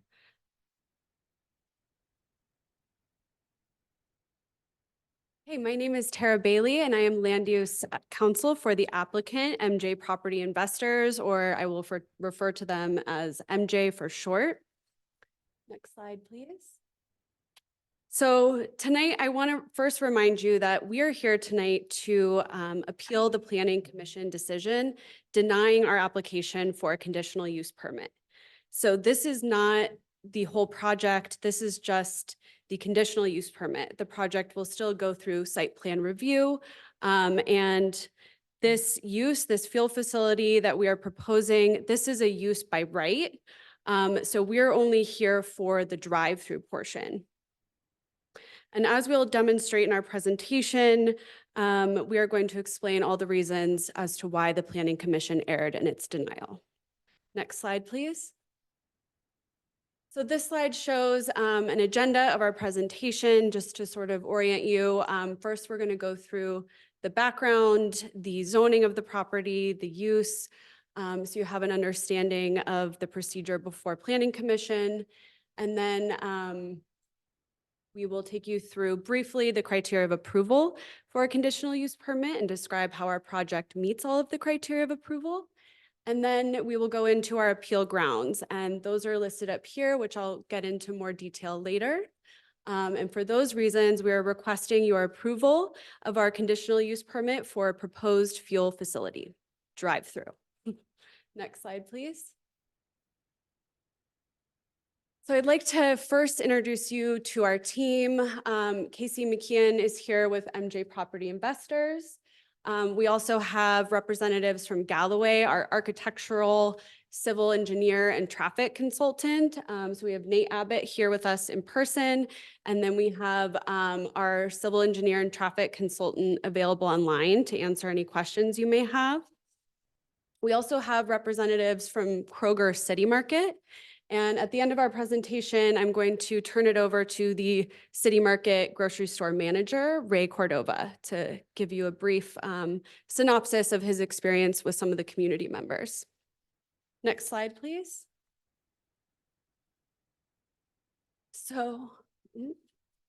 Okay, so before jumping into the merits of our appeal, I first wanted to just describe the property. So I know that Dan has already given you the address, but we are located right off of North Colson and West Aspen.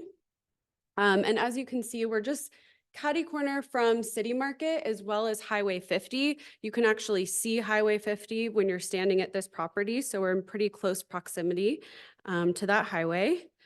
Next slide, please. So this is the zoning for the property, and you as a city, as council, you've already decided that a fuel facility is a permitted use in this area, that it works here, that this zone district really allows for those types of uses. It's a mixed use. So in mixed use areas and according to your comprehensive plan, there can be sometimes residential that's on the same block as commercial uses. That's the mix of the use.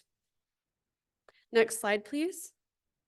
So this is just a concept plan. Again, all the details for site plan will be reviewed separately in the site plan review process. This is just the conditional use permit for the drive-through. And just for your knowledge, we are proposing a small pay-only kiosk. There will be no convenience store. There will be a fuel canopy and 5 multi-product fueling dispensers and a trash enclosure. Next slide, please. So here's a timeline of our application. We first submitted the application for a conditional use permit in November. It went before the Planning Commission on December 12th. And then here we are tonight before you to appeal that decision. Next slide, please.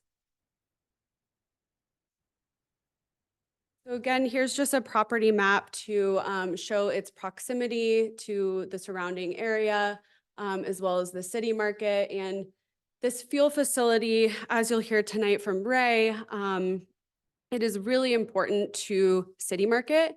It's really important to the community. And as you heard from many of the members of the public tonight, that there is nowhere for them in the city to use their rewards points. And those savings are a lot. I'm sure some of you have probably traveled to Grand Junction to redeem those points, but it can be up to $1 of savings. So it is really an added benefit and an amenity that will directly support the City Market. And City Market has data from many of its other stores that have accompanying fuel facilities that they really help to increase foot traffic in the grocery store. Next slide, please. Again, here's just another image of our concept plan showing that the proposed use will comply with the requirements of the code and the vehicle stacking and the setbacks. Next slide, please.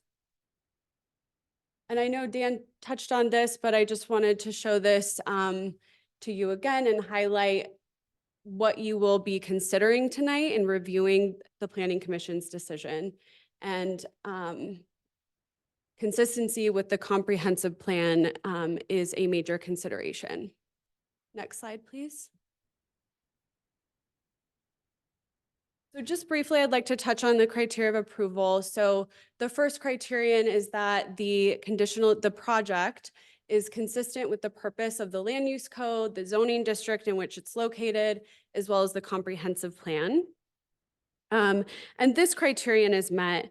The purpose of the land use code is to promote and protect health, safety, and welfare of the citizens through clear and consistent standards, regulations, and procedures for planning and approval. This section also provides that the purpose of the land use code is designed to foster business and economic development. And this proposed use is consistent with those purposes. It will help the vitality of the businesses, and it will also allow for community members to redeem their rewards points at the fuel facility. And as we will describe in more detail later on in our presentation, the proposed use is also consistent with the comprehensive plan. The fuel facility is also permitted in this, as I mentioned earlier, in this zoning district. It is a use that has been established as a use by right. So because of that, we are here tonight only for the drive-through. Next slide, please. Oh, sorry, actually go back. I wasn't done.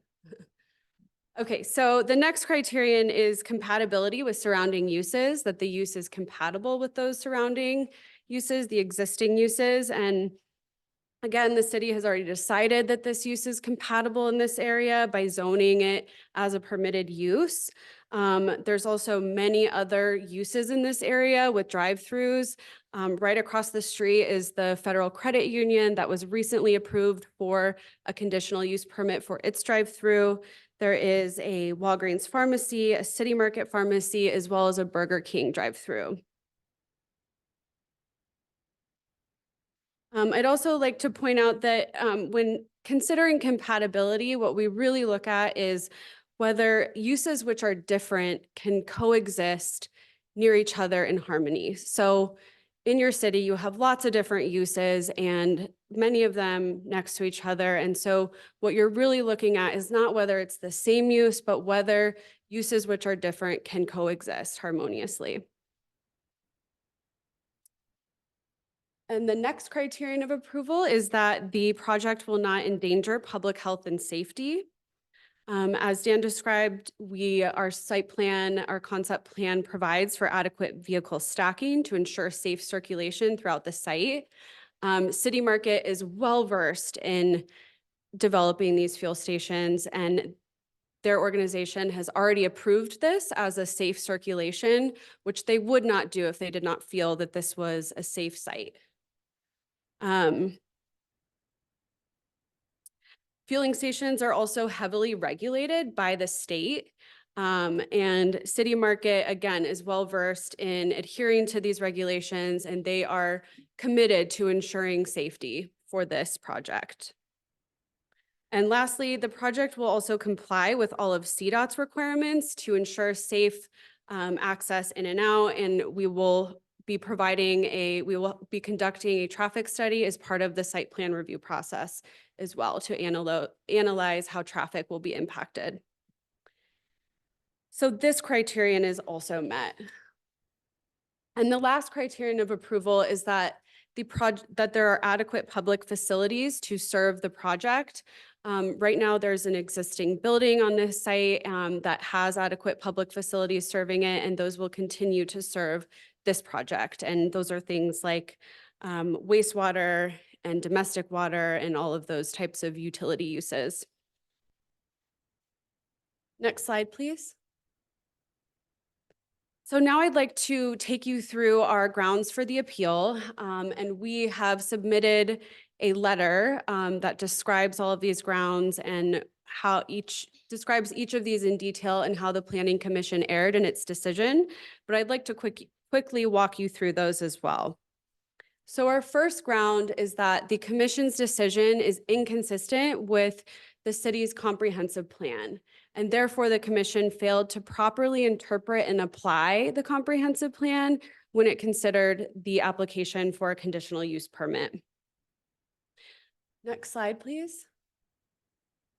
So this is taken directly from your comprehensive plan, and this is goal number 3, which directs the city to work with City Market to explore options for expanding its food options and grocery shopping options within the city. So as part of this goal, the city is directing itself to work with City Market. This fuel facility is a direct expansion of the City Market. Next slide. This is a letter from City Market that was included in it was an attachment to our letter, which explains how the fuel facility will help to revitalize the foot traffic within the grocery store. And again, you'll hear from Ray Cordova later on in the presentation to describe more about those rewards points and really what this benefit and amenity will do for City Market. Next slide. So this is another goal in the comprehensive plan, which provides that the city envisions that the downtown be pedestrian oriented and easy for visitors and vehicles to navigate. And next slide, please.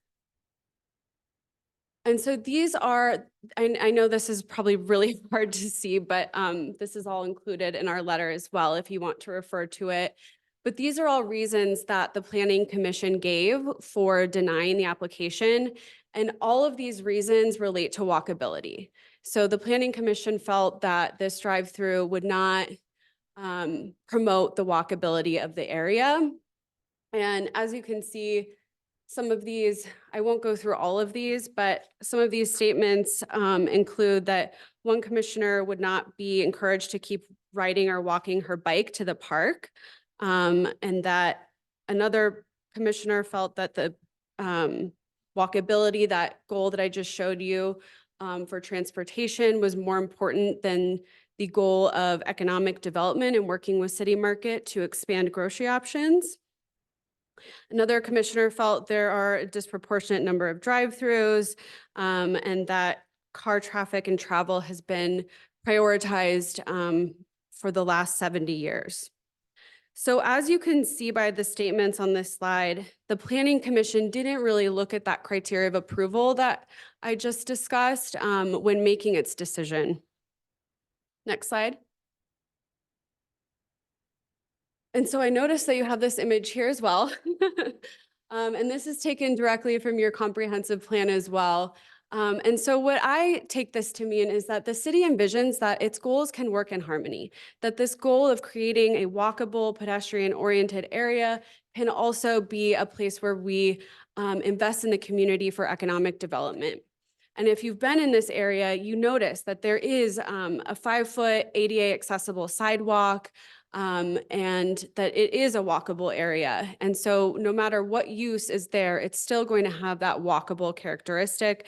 And we think with careful and adequate site plan design that we can create a fuel facility that works in harmony with that goal, in addition to the goal of economic development. Next slide. So here is a map of some of the nearby uses. And as you can see, a lot of these uses either include drive-throughs or they're more auto-centric. So we have the City Market grocery store, just catty corner from our site, which is depicted in yellow. We have the Federal Credit Union across the street, and then the Burger King across the street from them. There's a car wash in this area. There's the motel. So this area is really it's not the center of the downtown. It's not the most walkable area. And then to the north, we have the Fruita Community Center, as well as the hospital. And one of the reasons this site was selected for the fuel facility is that it's on a direct route to that hospital, which is an added convenience for anyone traveling to and from the hospital and emergency situations that need to stop for gas. Next slide. And this is a depiction of the city's truck route map. So the city, and as you can see, our site, it's really small, but it's in the top left corner along the red in yellow. So this is the city's designated route for trucks that have no destination or origin within the city. So this is where the city has decided, okay, this is where we want our trucks to go. If they're not really stopping to, you know, for example, bring deliveries to the city market or things of that nature. So if they're exiting the highway and then getting back on the highway, this is where the city wants those trucks to go. And our site is directly on that route. And I think that's likely because of our close proximity to the highway. But again, I think this demonstrates that walkability is not really a core characteristic of this area, although walkability is really important and we think that we can enhance walkability.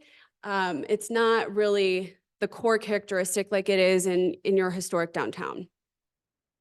Next slide.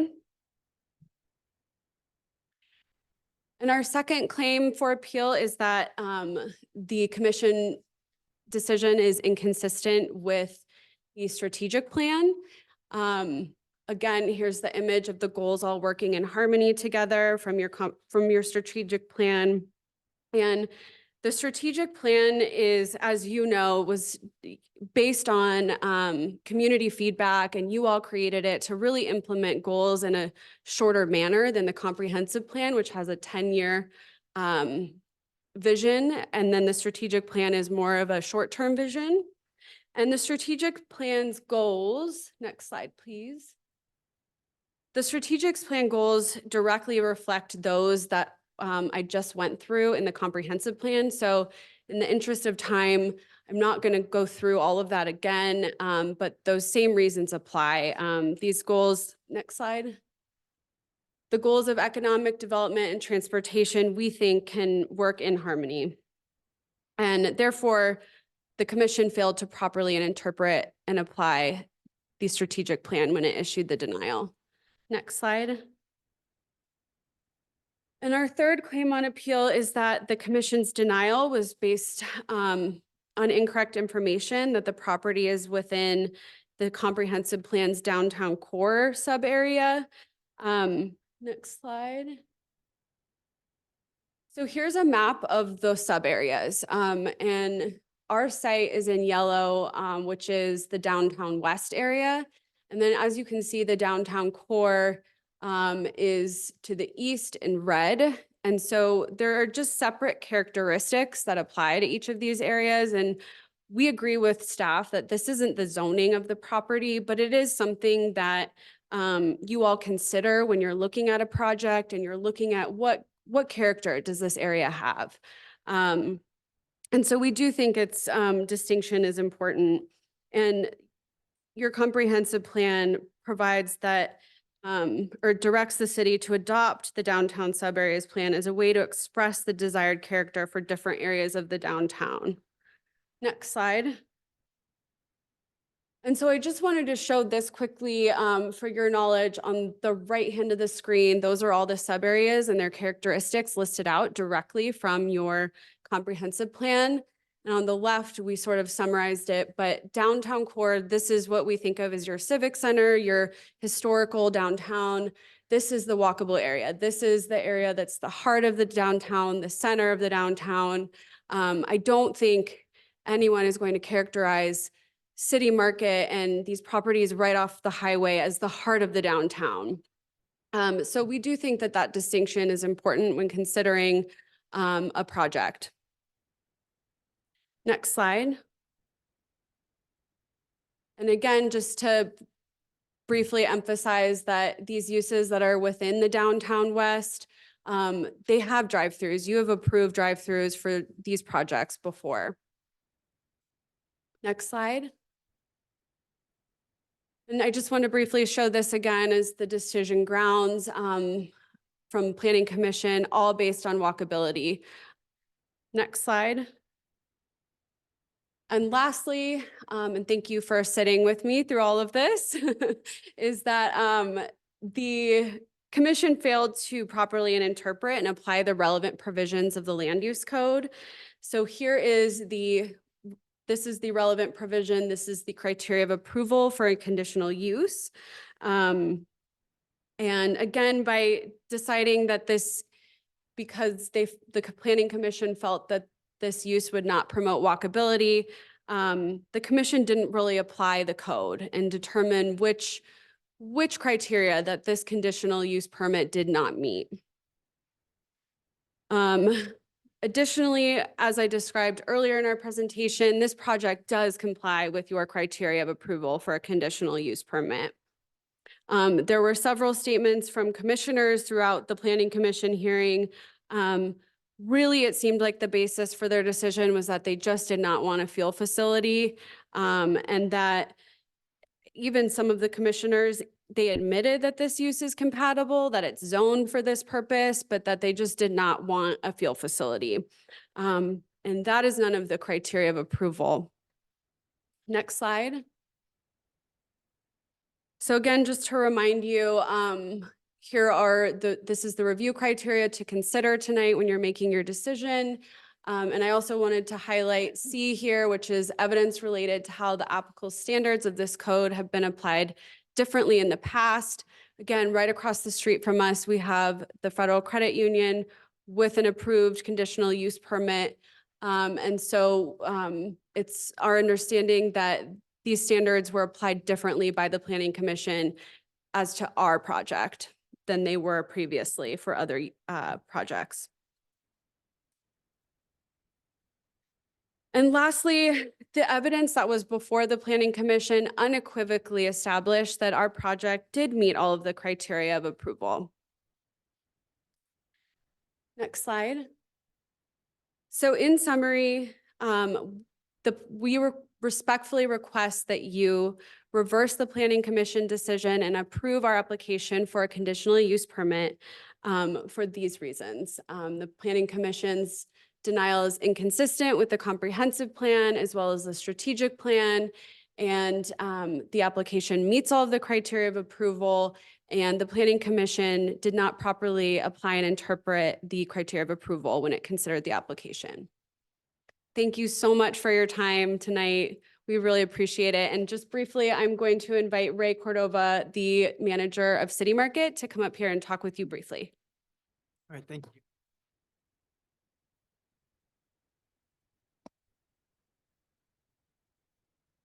Good evening, everybody. I am Ray Cordova.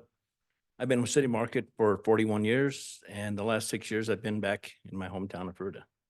And I have been a hometown member of Fruita for all 58 years of my life. I love it here. So when I had to put something together to talk to you guys about, to talk to the audience about, I had to center it around Fruita and the community. I want to talk about service and savings, convenience, the hometown, and then the investment. Having a fuel center is going to enable us to provide more service, a better service to our customers here in Fruita.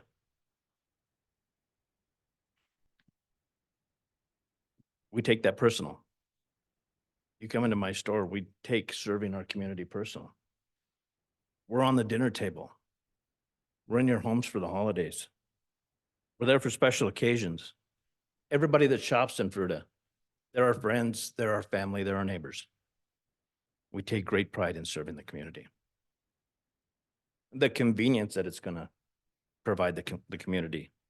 Less trips to Grand Junction. I know a lot of people that I talk to day in and day out, they don't want to go to Grand Junction. That's why they live here. Having to go get gas, having to get their fuel points is a big inconvenience. They want to stay home, especially the Fruita lifers. That's just one less trip that I have to go to the big city. The elderly that can't drive or don't want to drive, it's going to help them. They get to redeem their points right here in Fruita. The savings piece. We have 49 million fuel points every year. And it's even more than that because we have 2 times promo when you buy gift cards, 4 times promo on Fridays. That's why everybody shops on Friday. Comes up to 69 million fuel points that aren't redeemed here in Fruita. That comes out to 69,000 times that people could have saved $1 a gallon on a gallon of gas, up to 35 gallons at a time. That's huge. That's tax revenue that could stay here in Fruita. And I can't tell you how many times I've heard that people have talked about expired points. There's a guy back here has 1 million points he hasn't even used. The confusion that people have, that they go into town and, Ray, I didn't get my points, or I don't know what's the difference between June's points and July's points. Can you help me? I can't because I'm not there. If they're here, I can help them. My people can help them. That's very important to us that we can do that. The hometown, you know, there was talk about that we're owned by a big corporation, that we're not a mom and pop store. I take exception to that. We are a mom and pop store. I've gone to a customer's house to open a pill bottle because she couldn't open it, and deliver Christmas trees because they have no way to get it home. Deliver scripts on a regular basis to Independence Village. I have a visually impaired lady that she calls up, Ray, do you have time to help me shop today? And I give rides home to people that they're spending $20 and $25 to get a taxi ride 2 stop signs away. Everything in Fruita is 2 stop signs away from each other. Why do they got to pay 20, 25 bucks? We are a mom and pop store. We take care of our community. And with that being said, everybody talks to me day in and day out. When is this company going to invest in us? When are they going to help us? When are they going to listen to the people of Fruita? I finally have an opportunity to tell them they're listening. They want to invest. This is the second time they've come into town to show that they want to invest in our community. I'm excited over it. I finally got some good news to tell people. There's 17,000 customers a week. I know a lot of them are repeats. And I tell everybody, you stand in one place in my store and you can see all of Fruita walk by in one day. I got a great job. And then talking about hometown and the mom and pop piece, you know, we're partnered with the Food Bank of the Rockies, all the local churches, 5 loaves and 2 fish. We just did a $3,500 donation to 5 loaves and 2 fish. All the nonprofits that stand in front of my store. Right now, they're selling Girl Scout cookies. The schools and the PTOs, we partner with them to help them raise money.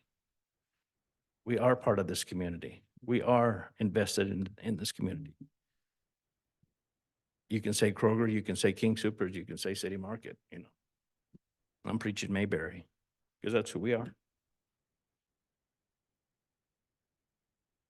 So like I said, this is the time that we've got a company that's going to invest in us.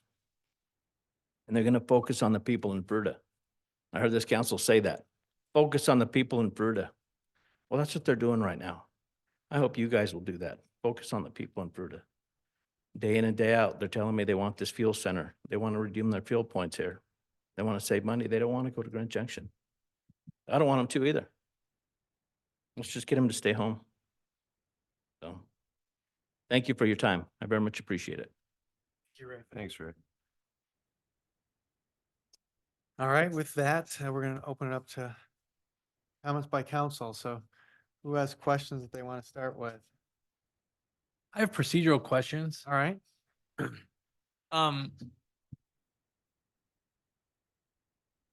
CUP, if the planning commission had approved it, or if we reverse the appeal tonight, is that an administrative site review after that? So it won't come back to us, just so I know about that. That's correct. Yeah. I think that was my only procedural question. All right. Did you want to start then with your questions outside of that? I don't think I have any questions. All right. Matthew, your eyebrow. One point of order, though, I'd like, but as you guys are starting on your questions and thinking about, you know, the presentations that you've seen, just a reminder that since this is an appeal and per the code, what you're considering is what is in the packet. And the evidence that was presented, you know, in the packet as part of the appeal letter, which Ms. Bailey, you know, emphasized a lot of that for you on the slides. But the public comment that you did hear earlier, as it may have related to this, is not part of your consideration on this matter. Just to make that clear. All right, thank you. Question on that, Mr. Mayor. ahead. But we are allowed to ask questions on topics that they brought up, correct? You need to keep your questions to what is in the appeal packet and the presentation that you saw from Dan and Ms. Bailey. Right. And then I guess the other understanding, just to be clear, is this is on the conditional use permit, because I know in some of this, they put in, you know, a layout of the property, but that's not.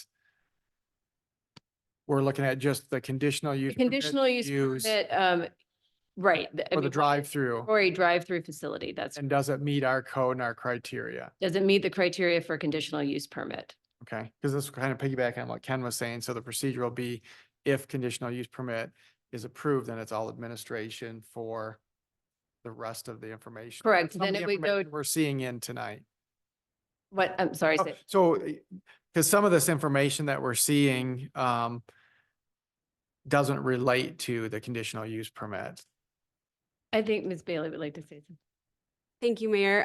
So we included the concept plan in our application just purely to give you a vision of what the site will look like. It's not part of the conditional use permit, but we, in our experience, council really appreciates the concept plan. All right, thank you. Yeah. How about we'll go back to you, Matthew? How's that? I feel like I'm always the one that goes first. Do you want me to go, Matt, do you want me to ask a few questions? Yeah, go ahead. Okay, You go wanna- ahead, Aaron. Because I don't want to hog this one. Yeah. I just want to get a couple questions right now to just understand something. Staff, can you address when it was discussed downtown core versus downtown west sub area? Is that in, I've just never heard the west sub area. I've always heard it downtown core. So when we engaged with the company called SE Group that did our comprehensive plan, they had a few sub-consultants that were associated with that. EPS, which you're familiar with, but Studio Seed, which is the kind of the design related, urban design related consultant. They did the sub areas as a part of a community character workshop. And so essentially what ended up happening is that in this prescribed area, we had a bunch of different, you know, business and residential types, and people went and did the exercise of putting like dots on the board of which ones that they liked the most. And that was how we best defined those sub areas. And so that was kind of the antithesis to the planning exercise that then ultimately led to the city establishing a future land use map, the future land use map being the one that's been a kind of living document in all of the applications that we've seen. So it really was a foundational piece to move towards a future land use map, but it didn't codify any zoning district. It didn't codify any standards. It merely was just explanation of what those areas are, you know, as they relate to essentially imagining Fruita 10 years into the future. Is all of it is just DMU anyway? Correct. Yeah. Inside the core and outside of the core as it pertains to the zoning code, not the comp plan.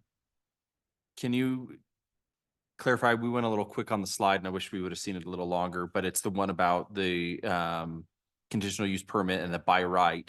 So there's those two sections in the DMU. Can you readdress that again? The drive-through or the drive up or drive through is a conditional use permit versus the fuel, which is a by right. I just want you to just go over it again. So I'm straight.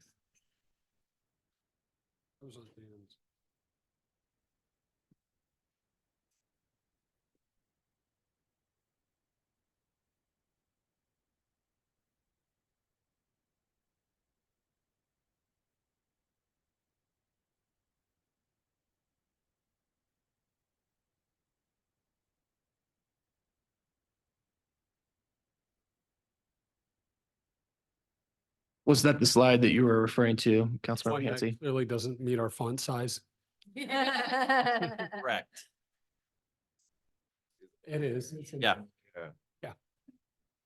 Do you know what page it is in the packet by chance, just so we can quick reference? I'm zooming in here. Yeah. Dan is zooming in for you up there. So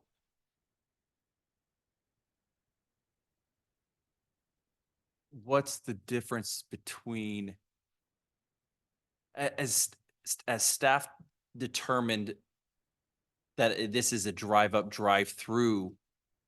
So that's why we're doing a conditional use permit versus just the available by right in fuel sales. Correct. That's page 1. That was so cool. Again, as I was explaining in my presentation, another litmus test component with appeal section is consistency with how previous applications have been interpreted. And so we, are evaluating how have we interpreted this specific section of the code as it pertains to drive up, drive through facilities. And we have interpreted those as going through the conditional use permit process separate from the allowed by right use. Last question for now from me is, what is so one of the 4 criterias for conditional use permit being granted is that it does not endanger the public health and safety. What is the criteria to evaluate that requirement?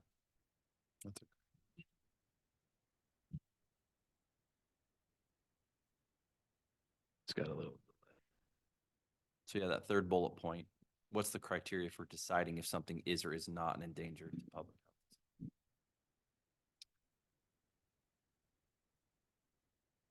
We've typically evaluated the not endanger public health or safety by essentially it meeting Title 17 of the municipal code, which is the entirety of the land use code. So it doesn't have a separate set of approval criteria associated with that. I mean, you've got to think like we've got spacing standards on collector roads. We've got, access control plans that have been co-adopted with CDOT. I mean, there's a lot of tangential documents that are associated with making sure that we've got, a safe use land in a set of land use provisions and in the code that need to go through all that evaluation criteria. I have more later, but I'll stop for now. All right. Amy, did you want to go? I was really glad to hear her bring up the trucking. As you know, I have a very close source that is in that industry. And he expresses frequently to me what a nightmare that intersection is to navigate. And I'm just sorry to interrupt you there. That truck route was not in the application that went before Planning Commission. Right, but you said. And I did say the presentation as it followed the appeal letter, that was not submitted as part of the appeal letter. Okay. Just to. So, okay. I'm confused about what we're allowed to. If it was Tara, that, They were, yeah. Okay, just a second. Let Mary Yeah, Lisa so- talk so she can explain that for us, please. Was it in the appeal letter? Oh, okay. Okay, I stand corrected. It was Exhibit E to the appeal letter. So Dan and I didn't recognize it. So go ahead. Related to that, how many trucks are you anticipating going through that? And what is the route that they will be taking for delivery? So I will probably have our traffic engineer answer the second part of that question, but this isn't our truck route.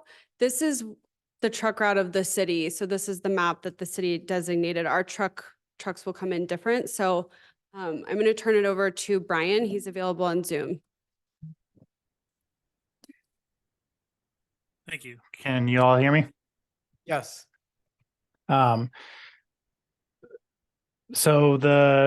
I don't believe that we are approving the site plan circulation route. So that would be after this approval. But typically in terms of frequency, it would be 3 to 4 times a week and no more than once per day in terms of frequency through there. But the details of circulation would come during the site plan process. Again, Councilmember Miller, I mean, remember that like a part of the original review comments for the CUP was that they were going to have to conduct a traffic study. They were also going to have to get an access permit with CDOT. So a lot of those concerns about maybe those questions not being answered, they're a part of a subsequent application. Okay, thank you for that clarification. Sorry, would that application include things like lighting and hours and music being played, all those things? Correct. Sorry to jump in. No, that's okay. Thank you. I appreciate it. That's probably my only question. Janine? Yes, you mentioned the economic goal number 3, where the strategic plan directs that the city work with city market representatives and other property owners and businesses to expand and improve food and grocery shopping options. And you're stating that somehow this is going to do that. And while I also want a fuel station, but meeting that criteria with this is not making quite, I'm not making the connection. So can you address that for me, please? Whoever of your group, yes. Sure, yeah, come on up. Well, hello, my name is Nick Tompkins from it's City Market Real Estate. I'm out of Denver and manage all of the King Supers and City Market stores. So really excited to be here. And I think I understand your point of it, how do you connect fuel to grocery? And I think maybe thinking about it a little bit differently for Kroger. Fuel has really become something that's so critical to our business, but also just to our total customer offering, that it's the same as pharmacy, the same as deli and bakery. And how would you connect a pharmacy to grocery? Are there grocery stores without pharmacies? Yes. Are there pharmacies without grocery? Yes.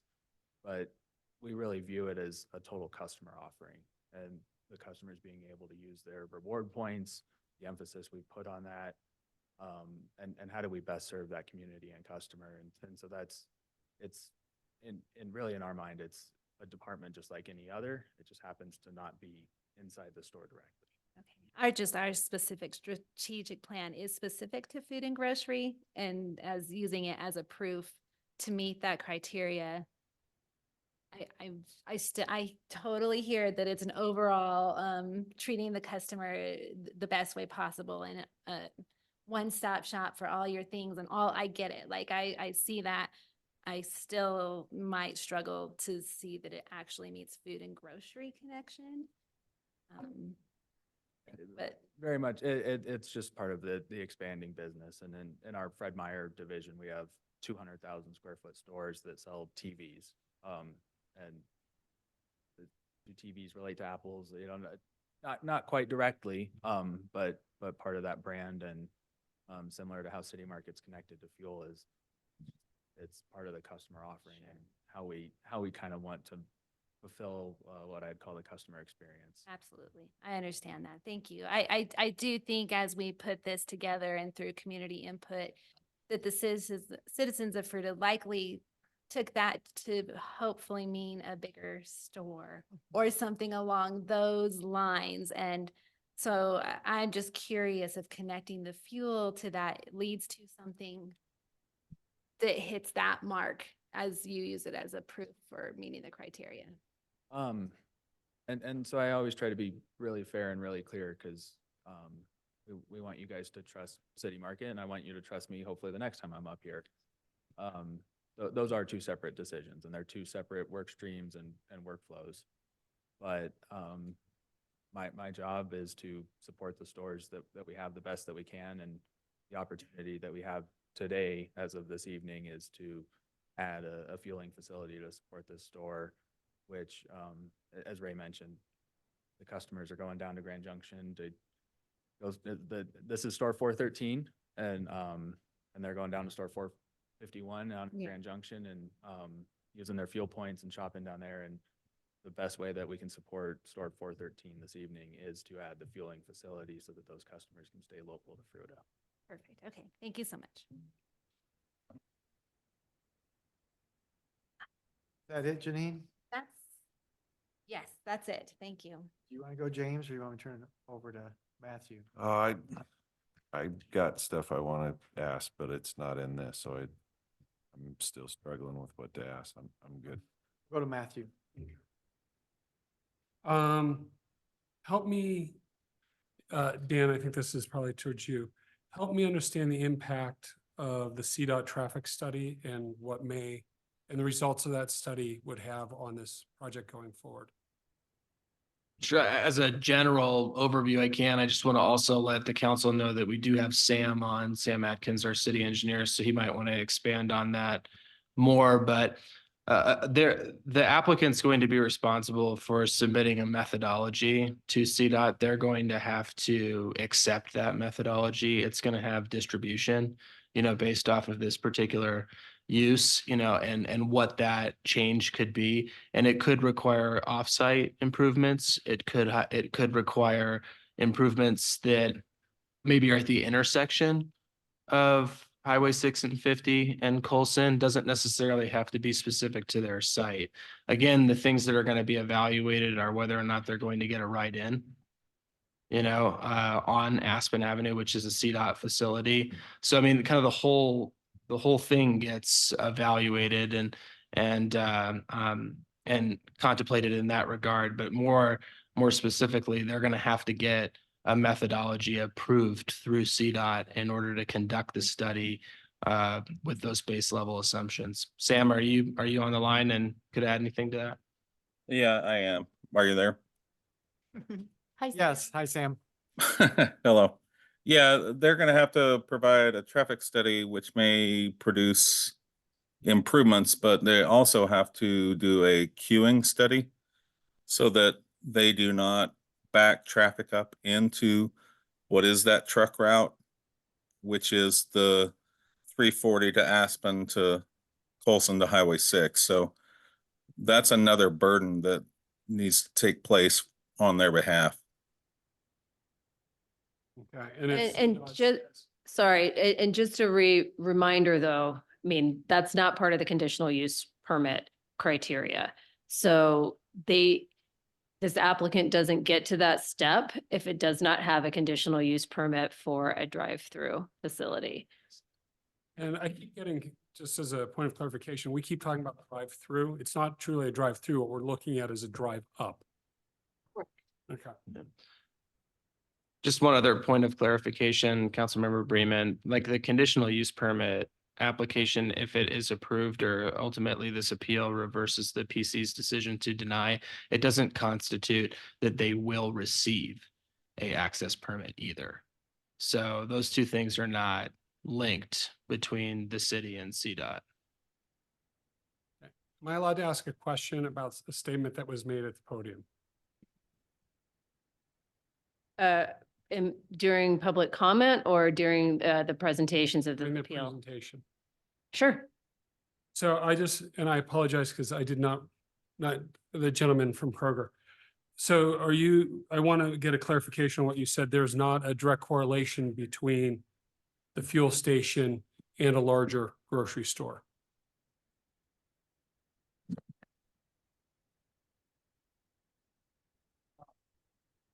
I would say it's our job to support our store the best way that we can in every way that we can. And so if an expansion is the best way to support the store, that's certainly something that we're going to explore. And if adding a fuel center is the best way to support the store, that's certainly something that we're going to explore. It is City Market's opinion that the fuel center enhances the customer experience and makes a stronger store overall. But to say that those two are directly tied, I wouldn't want to say that specifically. Thank you for the clarification. That's all I've got at this moment, sir. Mr. Mayor. Did James have, James had a question about the comprehensive plan. Well, no, I was just driving in a little deeper on that was all that. My main question applies to location, but that can't be asked in this scenario, correct? What? He's saying, it's a question related to location, but that. Well, it depends on what your question is. So you might as well ask it and I will tell you if it's appropriate or not. I feel like the elephant in the room with this particular scenario is the location. We all know that you guys can't seem to get your hands on the property behind you, where the car wash is. God, that would be a better spot for this. Can we talk about that, or is let's that not clap not? the That's audience, not, right? please. I just figured. So Counselor Williams, so I think one thing you're asking maybe about location, and which is part of the criteria for conditional use permit, is the compatibility, with surrounding uses. So Okay. location is you are looking at this location Sure. with this use, and does it meet the conditional use Okay. permit criteria? And that's what I figured. That's why I wasn't gonna go there, but you opened the door for me. Yep.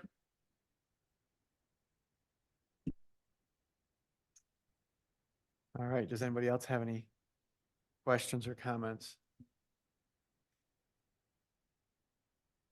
So go ahead. Do we have a slide that has the criteria that we have to look at related to the reversal decision or the supporting decision for what planning commission did? Just so we can read, I want to be able to see on the screen what those criteria are that we're supposed to be looking at. Do you mean the conditional use permit criteria? Correct. Or right. what you're supposed to consider on the appeal? Because They're two different things.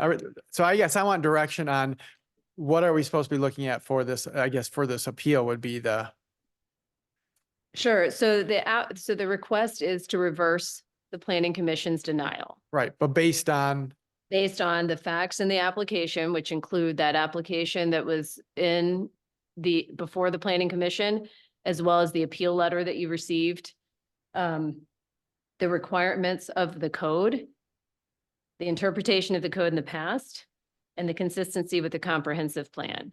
So then there's some overlap there. So your options tonight are to either uphold that decision of denial, to reverse that decision and grant the conditional use permit, or you can amend that decision.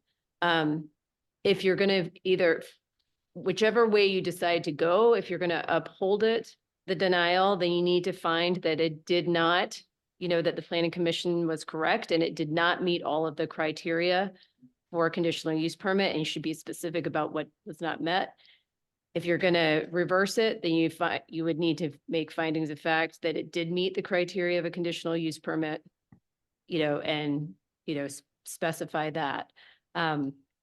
You could also, reverse that decision and grant the conditional use permit with some additional conditions. We can talk about that depending on what you guys want to. so I guess I would like to see up there then the requirements for conditional use permit, because I think that's what we're looking at. And so I guess to be fair on this, if we're looking at the reversal of this, if we look at all the criteria and we're saying, yes, they met 3, but not 1, then we have to look at that, how it relates to the planning commission's decision on that, or yes, they meet all of them, or they don't meet any of them. So I just wanted to see where the different items were for that conditional use permit. So I know we had a slide in there at one point that listed. Right. But Janine can ask I a think- question while they find that. And also remember, the applicant in their presentation and in their appeal letter gave you, where they believe the planning commission, did not consider the things it was supposed to. So do we feel so the presenters had their own points that they said that they were going to prove to us. And if we feel like they proved some but not all, what then?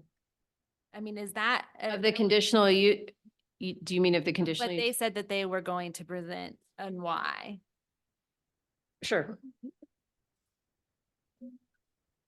So all of our appeal claims, so each of those claims can individually, the planning commission decision can be reversed on that On one. basis, on one. That's It's what I- not that that. was the clarification. Yes, yes. Thank you. However, you still have to find that all of the criteria for conditional use permit have been met. Or can be. Right? Another procedural question. We're talking about either upholding or reversing. Does, if there's a reversal, does that automatically approve the CUP or is that an additional action? That approves it tonight. It does not go back to planning commission. I just want to make comments just to get discussion going. So if I look in terms of the nearby area, when we look at walkability, we have Colorado there with drive-through, which is still that kind of walkability, same walkability paths on that block. If we go a little further, we saw BK with all that traffic that goes through. BK also has already established that you can have an exit to a business that is an alleyway that's next to residential. So it's already been there. I'm struggling because of the location of this, but in terms of the criteria, we've already set precedent for walkability. It is consistent with the comp plan, and we already have similar approved and have built similar usage in that immediate facility, which is part of that downtown west corridor. I'm just throwing out comments. I'm similar. You know, all the criteria that we're supposed to use to gauge this, I mean, in my opinion, we're sort of bound by those. As a person or as a city councilor in an application that's different from this, we're getting rid of housing. We're putting a gas station downtown where we might want something cooler. Like, I would make tons of different decisions, but Right, we have this narrow criteria to kind of look at. correct. Ken, are you saying you feel it meets the criteria? I feel like it meets the criteria. I haven't seen anything that supports the planning commission's denial of it. I have all those same reasonings, both on the idea that the criteria has been met. I would make a plea to perhaps have a consideration of, I don't know if that's appropriate, but I think you all can see that the location is a struggle for all of us up here. That does not mean that the criteria has not been met. So we're bound to what we're bound to. And I think you can trust us to follow those rules. It is very concerning, however, the location is very concerning. And so if that has any merit to those who make those decisions, there's that. That's exactly where I'm at. I'm exactly the same. I am having a hard time in my head as a person, as a citizen. That's not where I want it. But under this, as a city councilor and finding that it's finding the criteria, I can't fault that. All right, we'll go on this side. Amy? The same. And I'm also struggling with the two houses that are stuck. That too. Really difficult. You guys, like, Not to mention the apartments that are already there right now. yeah, that was, my notes are two houses in the middle. I don't feel like it does expand food and grocery like that was, No. I have that in all caps. This is not food and grocery to me. No. I want a fuel Me station. too. I want to make that clear. Like, I am not. Second. Oh, sorry. I do want a fuel station. I do want a city market fuel station, but I just hate this location for it for so many reasons. And I think the walkability thing is important. We have pedestrians that are gonna be coming from the apartments and another hotel, and those are walking people, you know? So. It's not there yet. I know this is not, Just, Mary Elizabeth, and then we'll come back to James. Yeah. You know, just listening to you guys right now, if you if you feel that it warrants reversal, based upon the fact that the planning commission erred because this did meet the conditional use permit criteria, if there are any mitigating factors you want staff to take a look at or consider when looking at the site plan, you can provide some direction on that. So if that, you know, helps, you know, through, you know, at least some of those concerns. Now, remember, that is not going to be a decision you guys will be making. That is going to be an administrative decision. But if there are some mitigating factors you'd like them to have the applicant really consider and look at in that site plan approval process, you can provide some direction there tonight. All right, we'll come back to James.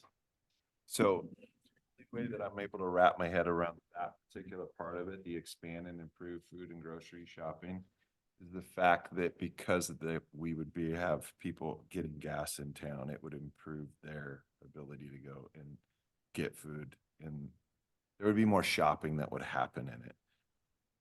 And I know that's a roundabout way to getting there, but that's kind of the way that I'm looking at that piece of it. This is a tough one. It's tough. Right down to Aaron.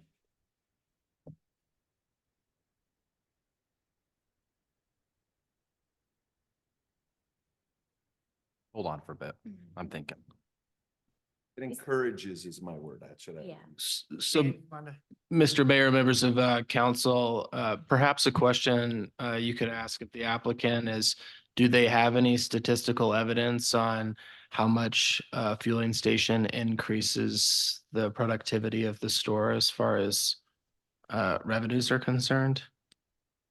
I don't It seems like think that's a factor. Like we love our city market and we want our city market to thrive. Like, I think the more successful Yeah, but- stores, the more likely they might be to. So again, Yeah. back to what was presented, they were presenting that it would, yeah. part of our comprehensive plan. So if you're talking about that, that's a great question, Dan, because it's pointing to the fact that our comprehensive plan specifically points out additional food and grocery.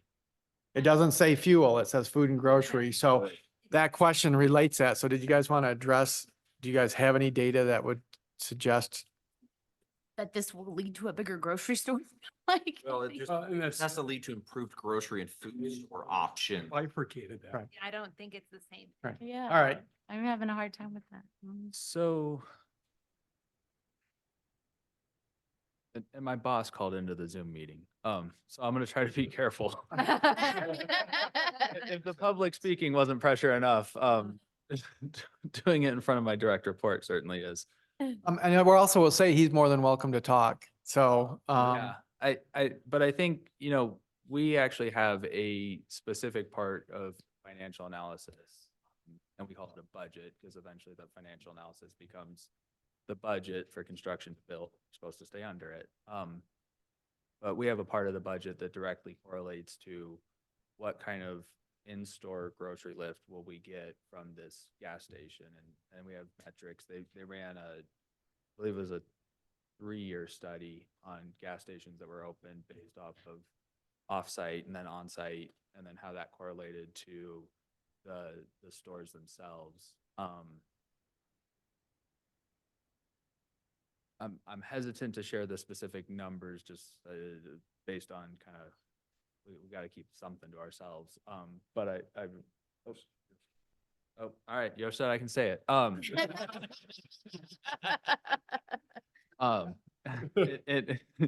In our model, we're projecting somewhere between a 1% and 2% lift in the store, and based on the prices, how it's not so much more expensive to build. That 1% to 2% lift is both critical and important to the store, and it's part of when we say it supports and helps the customer really believe it does, but then that also is part of the financial model that says we can support the fuel station. The fueling business has gotten a little better and tougher in the past 2 years. And construction costs continue to go up. So to make something, an investment like this, if it was just the fueling center, well, actually, I was looking at it this morning, we probably wouldn't get there.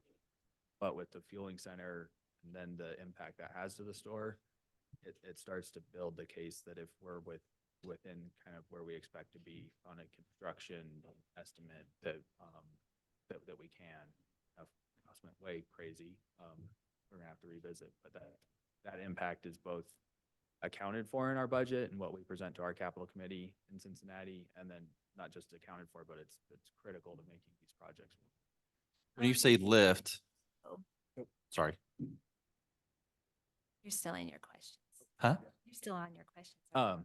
Yep, and Yosh wants me to point out that that's a compounding lift, so that 1 to 2% is 1 to 2% over the first couple of years, which means it's 1% year one, and then on top of that 1%, another 1 or 2%, and then another 1 or 2%. So it drives the store traffic and just makes it a bigger, better, busier store. That's what It makes a busier store, but it doesn't make it bigger. Oh, That makes our tiny store more full, is what you're saying. I'm going to interrupt if you don't mind for just a second. I think this was one of the reasons that the applicant gave for why the planning commission should be reversed. But if this isn't the reason, you have other reasons to consider as well. So it's up to you. And I felt like what I was hearing, and I don't want to put words in your mouth, is that you really felt they erred because they found that the criteria for a CUP had not been met. So if that's where you're finding error, then you don't necessarily have to find that this economic criteria number 3 has been, fully. Right. So what I'm hearing you say, Mary Elizabeth, if we feel that all the criteria for a CUP have been met, then that's the decision to reverse. Correct. The planning commissions. Can you put those criteria back up just as? But I think Ms. Bailey would like to speak to that too. All right. Yeah, I apologize, Mayor, council members. I just wanted to follow up on one point that Nick was making related to that. And I can see your discomfort with that language in the comprehensive plan and strategic plan, but improving groceries, food and options, the strategic plan, it's page 19 of the strategic plan, directs the city to work on strategic negotiations to create those opportunities. So, strategic negotiations include things like approving a conditional use permit for the fuel facility so that City Market can increase its foot traffic and explore other opportunities. And then goal number 3 of the comprehensive plan, which is page 54 of the comprehensive plan, specifically states that this goal, this economic goal of working with City Market to improve those options is to reduce shopping trips to Grand Junction. So that is a direct correlation. And as you've heard from community members and the store manager tonight, that many people are traveling to Grand Junction for their fuel. And if you're going to go to Grand Junction for your fuel, you're going to go to Grand Junction for your groceries. So that is taking customer base out of the city to Grand Junction. Sorry, what was the page that you just quoted that second part of that from? Sure. 54 or something? What was that? Page 54 of the comprehensive plan. Okay. And then page 19 of the strategic plan. And both of those are quoted in our appeal letter too, if you want to refer to it. Thank you. I have one more question in regards to the fuel center that you will probably be able to answer. I'm sorry. Public speaking. I'm sorry. So this fuel center, if it does move through the whole process and becomes a reality, will be separate from the store by a couple of blocks. Is that projection the same for fuel centers that are actually not on site with the grocery store? So that they're very, very similar. On site, the struggle that we would have on site would be that our parking's just. Oh, Um, so I know why you can't do it there. Yeah. So yeah, but we would expect that this one being with close proximity to the store would perform very similar to an on-site store. And then it is important though that we're within these kind of this small radius of the store so that operationally Ray can be close to the fuel attendants and keep the employees safe, but also manage the experience for the customer. And that's one of the reasons that being south of I-70 is difficult because it just, it adds just another operational difference for us. Of course. Yes. Okay, thank you. Any more questions before we go to Aaron? Do you have anything else you want to ask, Aaron? I don't think so. Not right now. All right. Well, right now it's going to be close to making a decision because I think I don't think there's a lot, unless you have anything else to add. No, that policy on page 60 of the thing, I work with city market representatives on options for renovating, expanding, or possibly relocating.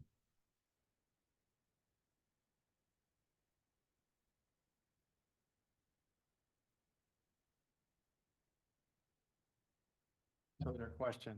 No, I wanted to read that directly because that's what she was referring to. I'm not hearing any more questions or comments, so the decision now is we need a motion to either reverse the appeal or support the appeal, or I think amend is what you said, Mary Elizabeth, if there's some criteria we wanted to. And I think Counselor Miller, we were talking about if you wanted it more added for walkability, we'd have to give staff direction to look at that, but it's not going to be a decision we would look at from there. Before we move forward, I hate to do it. Can you expand on that comment that you made about that part that he's just talking about? What are you talking about? Amending it. Yeah, Dan, I think it was that jumped in on that and said that we could after or something that, Staff to look at it. yeah. Essentially, it would be a reversal of the planning commission's decision, but adding conditions. And those conditions could essentially be, to consider, like, for example, like consider lighting, to the east, or consider walkability or pedestrian related improvements. We would not have anywhere near the level of detail we would need in order to make a prescriptive decision on that based off the code, but you could certainly direct us to make sure we're evaluating that as a part of the site plan. Thanks, Dan. All right, so I'm looking for a motion now. Would we talk about any conditions before? So we can have a motion in a second, and then we can have further discussion. Okay. What I'm asking. Is there official motion language? that we What's need? that? Can we not talk about? We can talk about it before, but it seems like we're at a stalemate here because we're done asking questions, done making comments. So if we don't have a motion, we're just sitting here, and we got people that have brought a application before us. So we need to make a decision, and we can have further discussion on that, but we really need a motion to move this forward. I move to reverse the planning and zoning commission decision with amendments. Hey, in order to find for that reversal, if you can make a finding as to how they erred, and then, and again, I don't want to put words in your mouth, but what I kept hearing was you felt that they erred in finding that the CUP criteria had not been met. And that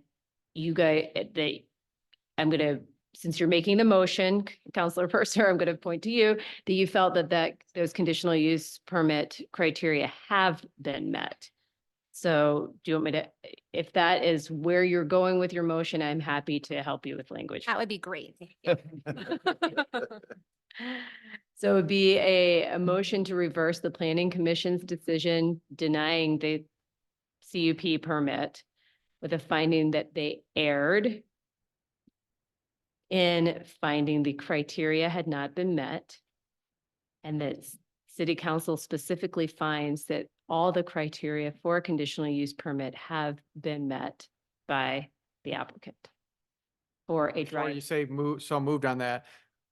If we say with amendments, do we have to specify which amendments and the motion? yes. So you could say so moved with the amendments. Okay, so moved with the amendments, and then we have a discussion. No, because we have to have a first and a second before. so Okay, with the amendments. Walkability was the main one we. Well, I think there's a lot that we want to talk about, with amendments to walkability, lighting, landscaping in regards to the houses that already exist in the alleyway. I'm confused by that motion. We have a motion on the floor. So we have to either have a second. If we don't have a second, then it drops. So do we have a second on this motion? And remember, a second just opens up for discussion. Second. All right, so all right. So we've got a first and we've got a second. So now I'm gonna open it up for further discussion because we can always amend the motion if we need to. So I am confused by the motion because I don't understand the amendment to the motion. okay, I'm gonna try and clarify that. So what about that do you not understand? Because we talked about I feel we talked about walking. I don't feel like we talked about any of the other areas, but But yeah, so, but landscaping is not part of the CUP. CUP. So that's why I'm confused. Like, it feels like we're introducing new items into the criteria that must be met. Sort of in direction by the staff. But I guess to clarify that, because I think one of the things that Planning Commission found was that the walkability. So I can see the walkability amendment as being relevant towards addressing part of the Planning Commission's concern. I don't see the. But what about walkability? But what about a walkability is a statement, it's not a change within this. The design plan, right, within the CUP. Right. We would direct staff to make sure that During the site site planning, that walkability is addressed. Any sort of landscaping to block Buffer. out, but yeah, buffer for sound or view. Some of these new fuel stations play music. Some of them won't let you get gas after 10 PM, but they still play music and have bright lights on. So address those kinds of things, just to make sure that direct. That helps me understand what you were looking for. Thank you. So just to clarify, with a conditional use permit, you can put some conditions on it, but then they're also, remember, when they come in for site plan review, they will have to meet all lighting requirements, for the zone district. But I think Dan and I kind of just listening to you guys come up with some potential conditions that might address some of your concerns. So you can ask for enhanced screening along, between those homes that are located right there on the corner of the lot.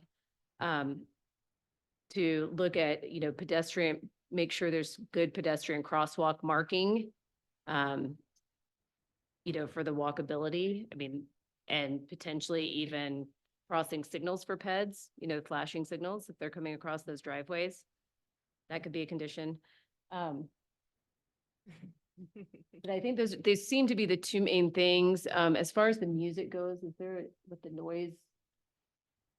We'd have to look at the noise ordinance, but again, they have to I comply think it with, just points back to the state. that. So Mike, okay, I'll ask another question. So does that amendment to that motion cover that, or do we need to be more specific? Yeah, I would say. Yeah, if you just say looking at those things are already part of the code. So we go through that in every site review. So if you have additions, like what Mary Elizabeth suggested, enhanced screening, requiring certain pedestrian crossing applications, those would need to be specified. If you just say, look into it, that's already covered. We already do that. And also everybody will have a different expectation than maybe what ends up. So just in an effort to jot this down, like what I'm hearing is if screening or buffering were to be contemplated, it would be to the north and then to the east. So I think that level of specificity for regards to that particular condition would be important. As far as like pedestrian crossings, safe pedestrian crossings, it would be across Aspen and across Colson. So I think to that degree, not necessarily what they look like, but to that degree. How does that relate to the criteria for a CUP though? Like, how can we add that? Compatibility with surrounding uses. Okay. And I mean, I think I would look to the applicant as to whether these are conditions they can live with.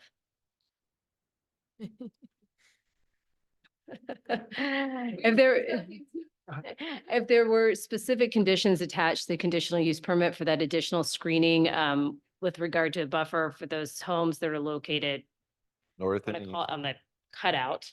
And to the extent you have the room to do that, I understand there's setbacks and all of that, but to any additional screening that could be possible there and to the residences to the north. And then, enhanced, make sure you've got enhanced pedestrian crosswalks marked. North and east. Both north and east over Colson and Aspen entrances. And possibly, if allowed, because I know CDOT, remember, is going to govern that Aspen entrance. I'm sorry, you're gonna have to go up to the mic. So understanding that you'd have to be within the confines of whatever CDOT's, access permit would allow, but, Colson is controlled by the city, so to put in potentially a pedestrian signal there, those push buttons, so it flashes, so that cars know for sure that there's a ped coming across, and to not, exit at that time. So the question is that something, if we make that conditional use permit, is that something that you, city markets, okay with? Because the question that you're asking. Sure. Thanks, Mayor. I'd just like to request that we have a brief moment to discuss internally to determine what answer we can give you and what we can comply with, if that's all right. Yeah, let's take a 5-minute, because we've been sitting up here for a while, so let's plan on, the time is now 10:08 PM, so how about 10:15, we'll reconvene. It's night nap time. My watch went to sleep. Ooh. You're gonna miss this. As much as you. You just, No. Excuse. No. Good old time.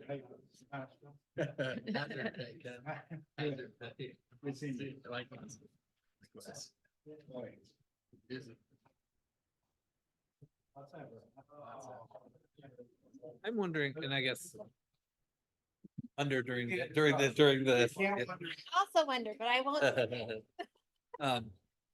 yeah. Oh.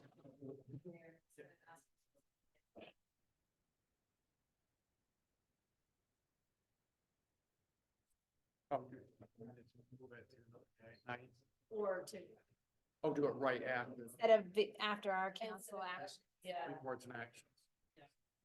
something to ponder. No, we can do that. Yeah. That'd be great. And we can make it short too. Oh, wait. Well, I'm speaking. Wait, legal, we already adopted the agenda. But. We already adopted the agenda. We still amend it. I know. Yeah.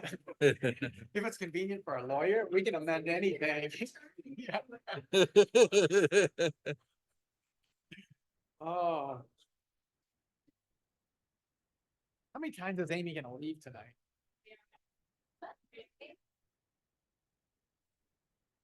I've only been here since about 15, so. Yeah. Matthew will argue he's been here since 4, so. Amy was here, but she didn't go get dinner. I definitely did not get dinner. I changed clothes. That was all I did. That long, you changed clothes? Fed my dog. My dog got dinner. I didn't get dinner. Well, yeah, yours was easy. We approved both of those for livability, so we don't have. Did you not the rest? No, because we have like 4 applications for Parks and Rec and there's only 2 spots. Oh, wow. 3 for police commission, only 2 spots, so, yeah, I'm not, yeah. So it's, yeah.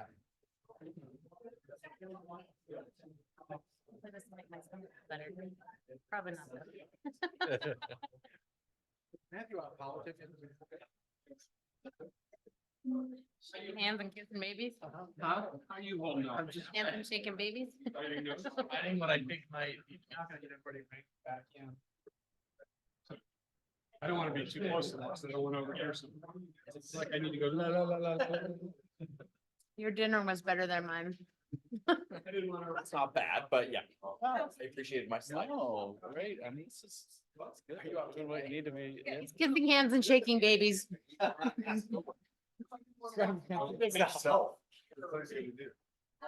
can only go down.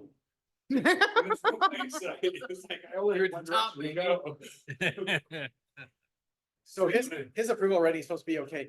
3,000 people voted. I have to get at least 1,500 votes. One. Yeah. Something Catherine would do too. So you said I should have gotten out, I got some more caffeine. but, oh well. parcel, like, This- since it goes like, Isn't isn't this right here? Yeah. No. From downstairs. Yeah, everything is back there that we had for the little reception. Oh, yeah. I didn't think, I was in there. There could be 2 houses right here. He's fasting today. Don't tempt him. Thank you, though. You're fast. I need temptation, bro. James is also I fasting. need temptation. And overcome it. 21-day fast, it's not fun. No, but we're fat. We can eat between 1 and 6. Oh, rounding whatever. Right? That's not fun. Yeah. I didn't think I lost all the weight. eat it all. You can eat it all. No, I was on a, well. Hey.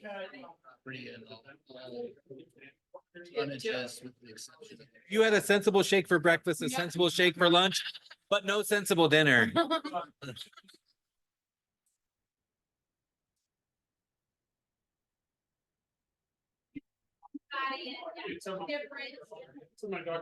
Mints don't count as my fast, so I'm really enjoying them.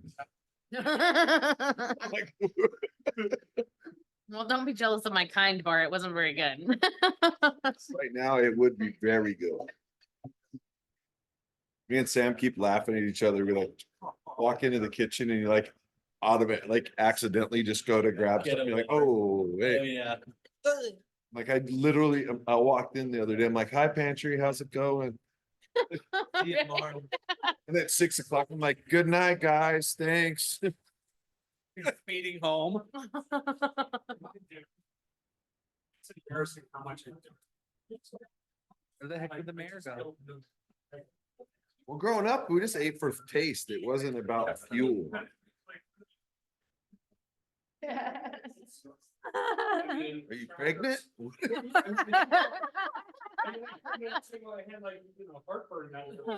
His estrogen levels skyrocketed. Pregnant women are crazy with the. I used to have to run down to McDonald's to get those little tiny cheeseburgers for Sam. I drank Fiesta Guadalajara salsa. Drank it, like, Was it? right out of the cup, Fiesta Guadalajara salsa. And it had to be theirs, probably. Oh, yeah, oh, yeah, Yeah. oh, oh, yeah. Men's Like, cologne, what? men's cologne. Absolutely Oh, couldn't be that's around why it. I'm with Could not Circle handle it. after Made me COVID. so nauseous. Oh, my gosh. Did you get your nose messed with? What? Mhm. We were out at a cooking thing. Like, I could handle it. Lady couldn't smell nothing still. Smell of it, It like, took me months to get my smell back. Please. I'm like a little funky. Do you have like some weird shit? I- What's in this day? To this day, it's very perfume from this place. Cause I wanted to eat It's weird.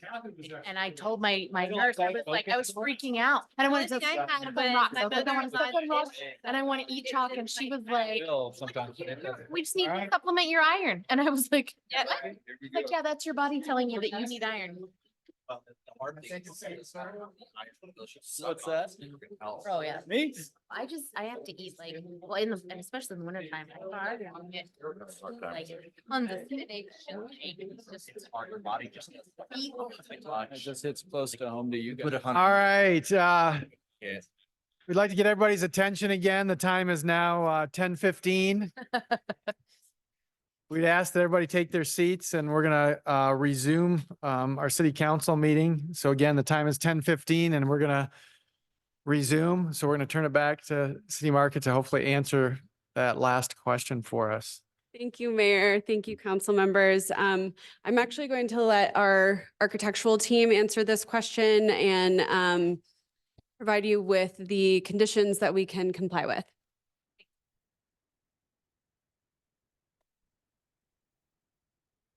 Good evening, Nate Abbott with Galloway. Thanks so much for your time. I know it's a late evening here, so lots of good discussion. So yeah, understand the concerns with the screening, the lighting. A lot of this will comply with current standards, which are fairly strict if you look at them. But I think the additional screening, we're able to offer some upright evergreens or junipers on the north side. The east side, we do want to be a good neighbor, so that's something we can do. So long as we have the room to make sure we can plant those and that they're viable. As far as pedestrian crosswalks, I mean, I do want to point out too, we're not adding any additional access points from what's currently there along Aspen, Colson, or Willow. Those are all pre-existing ingress and egress spots along these parcel boundaries. But I think what we're willing to do is try and respect the pedestrians and kind of their east-west and north-south connectivity across those access points into our site. So we're able to offer something like that, whether it's striping or integrated colored concrete or something to that effect. All right. I think does that answer everybody's question? Does anybody have any more questions related to that? Oh, all right. Thank you. Okay, thank you. So we have a motion, we have a second, but we need to amend that motion. Because we have to be more specific. That's correct. I would amend it. So Janine, you'd have to amend it and then Ken would have to approve that second. I have actually one more question. All right, go ahead. That I'm wondering if something like hours could also be added into hours. No, it cannot. I should look to Dan for that.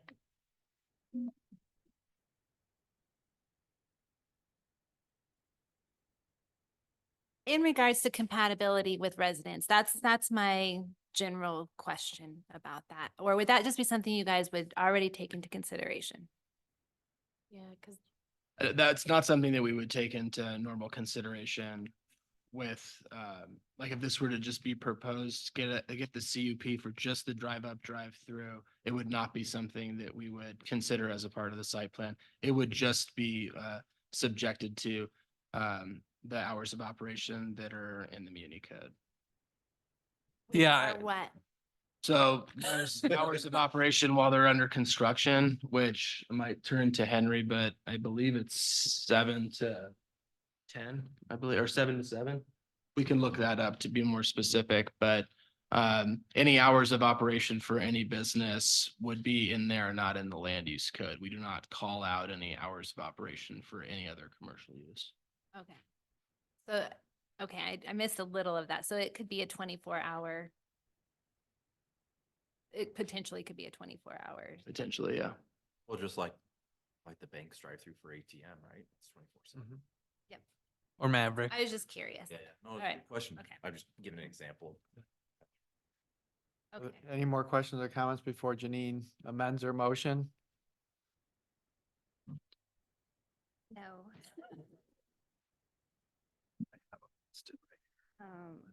I'm trying to.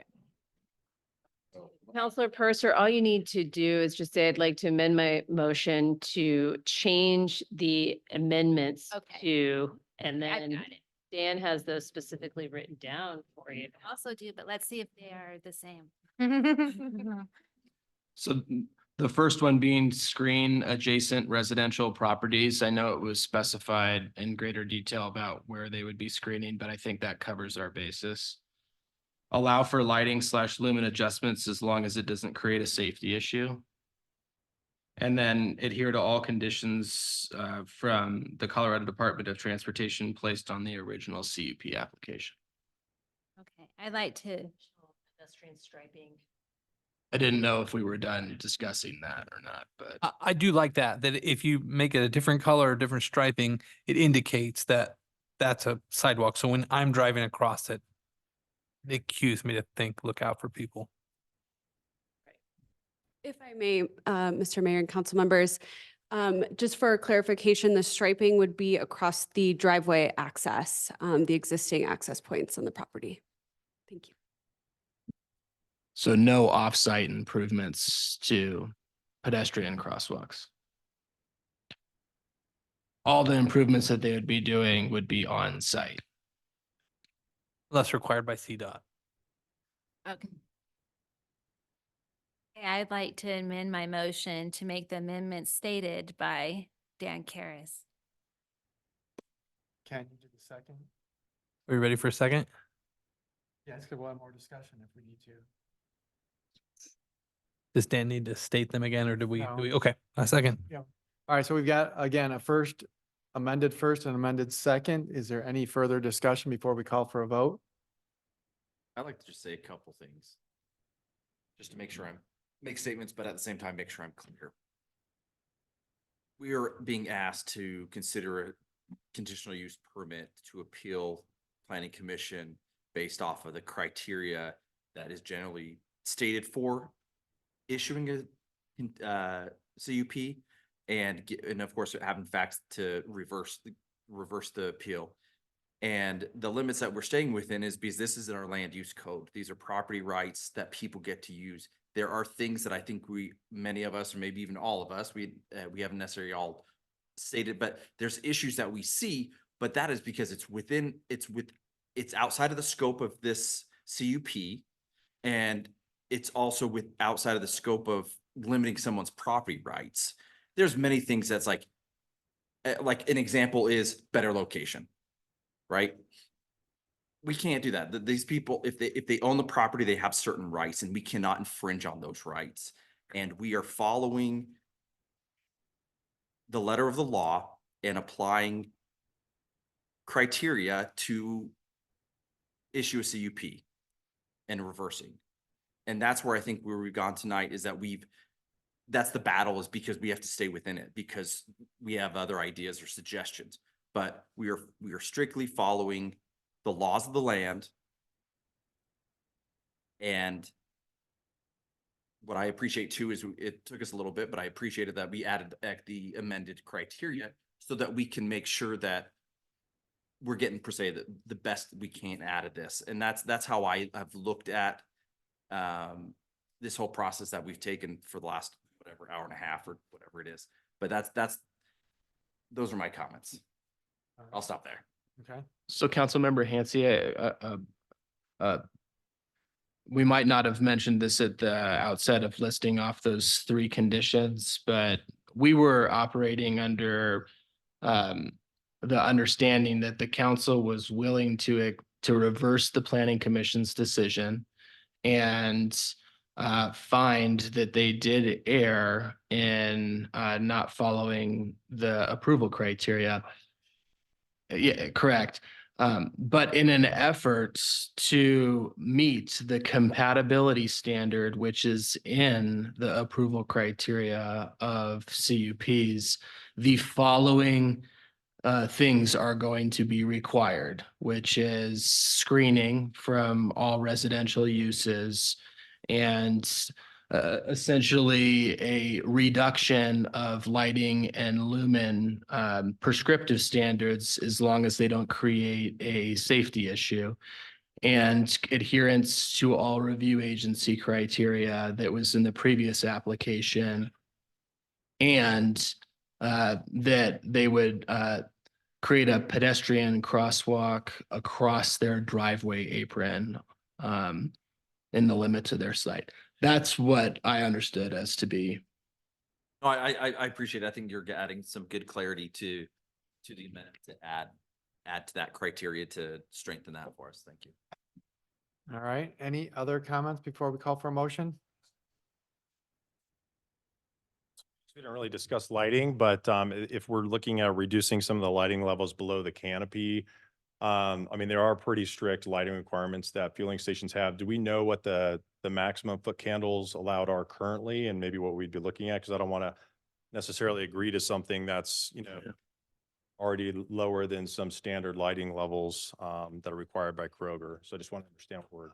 I appreciate that, Nate. I think that's why I made adjustments, to the lighting standards, just so there still is some flexibility with regards to what's a minimum specification, or if it's any casting over property lines that doesn't have anything to do with the canopy lights that are more street light placement and the like. So All of our lighting is, full cutoff, downcast. So I don't think that'll be an issue. I just want to make sure.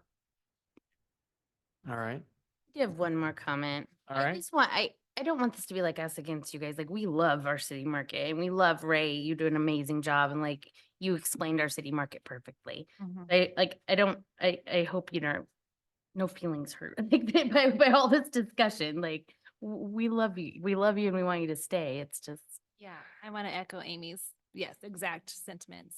Like, like she said, she wants a I want a fueling station. The concerns were not about that or against City Market at all. We love our store. We see each other there all the time. We see Ray there every day. I mean, yeah, no, it's a great place. All right. Well, then I'd like to say we've got a first and a second on the floor. Is there any other comment, or can we call for a motion? A vote. A vote. I'm sorry. We do have a motion, a vote. All right. Hearing none, Deb, would you please poll council? Counselor Cry. Aye. Counselor Miller. Yes. Counselor Hansi. Yes. Counselor Bremen. Aye. Counselor Purser. Yes. And Counselor Williams. Motion passes 6-0. All right. Well, thank you everyone for being here. We're going to move into our next item, which is city manager's report. Yes, I will. Just. Mayor, members of council, just one item, next week, Tuesday night at our council workshop, the bulk of the workshop is devoted to the beach project, and you will receive the due diligence report, guiding principles discussion, and a conceptual phasing of the project that will help lead into those future negotiation discussions. And the only other thing we wanted to add to that, even though that's a pretty full plate just as it is that we have done the research on market comparisons for leasing the co-op tower. And we'd like to present those to you all so that we can get some feedback and move forward with that. So that's all I have for tonight. Great, thanks, Mike. And then we'd need to make a motion. Mary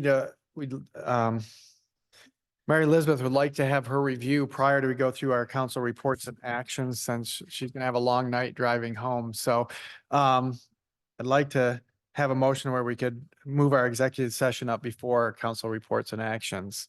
So moved. Second. All right, we've got a first and a second. Any other questions or comments? Hearing none, Deb, would you please poll council? Counselor Miller. Yes. Counselor Hansi. Yes. Counselor Bremen. Yes. Counselor Purser. Yes. Counselor Williams. Yes. Counselor Cry. Aye. Motion passes 6-0. All right, with that, got an executive session. So we're gonna need a motion to move into executive session. I move to move into executive session. Now, you're gonna have to right here. I move to convene into executive session for discussion of the personnel matter under CRS section 24-6-402 4F for the city attorney's informal review. Second. All right, we've got a first and a second. Any other questions or comments? Hearing none, Deb, would you please poll council? Counselor Hansi. Yes. Counselor Bremen. Aye. Counselor Purser. Yes. Counselor Williams. Counselor Cry. Aye. Counselor Miller. Yes. Motion passes 6-0.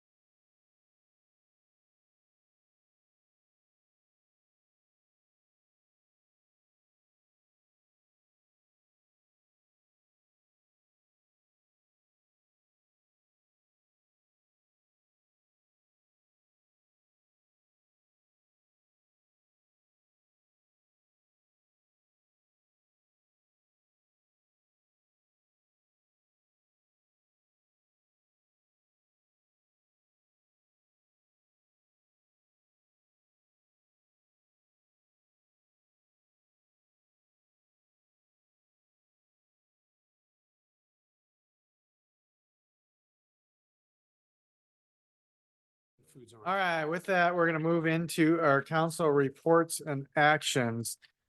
All right, who wants to start? Aaron? Sure.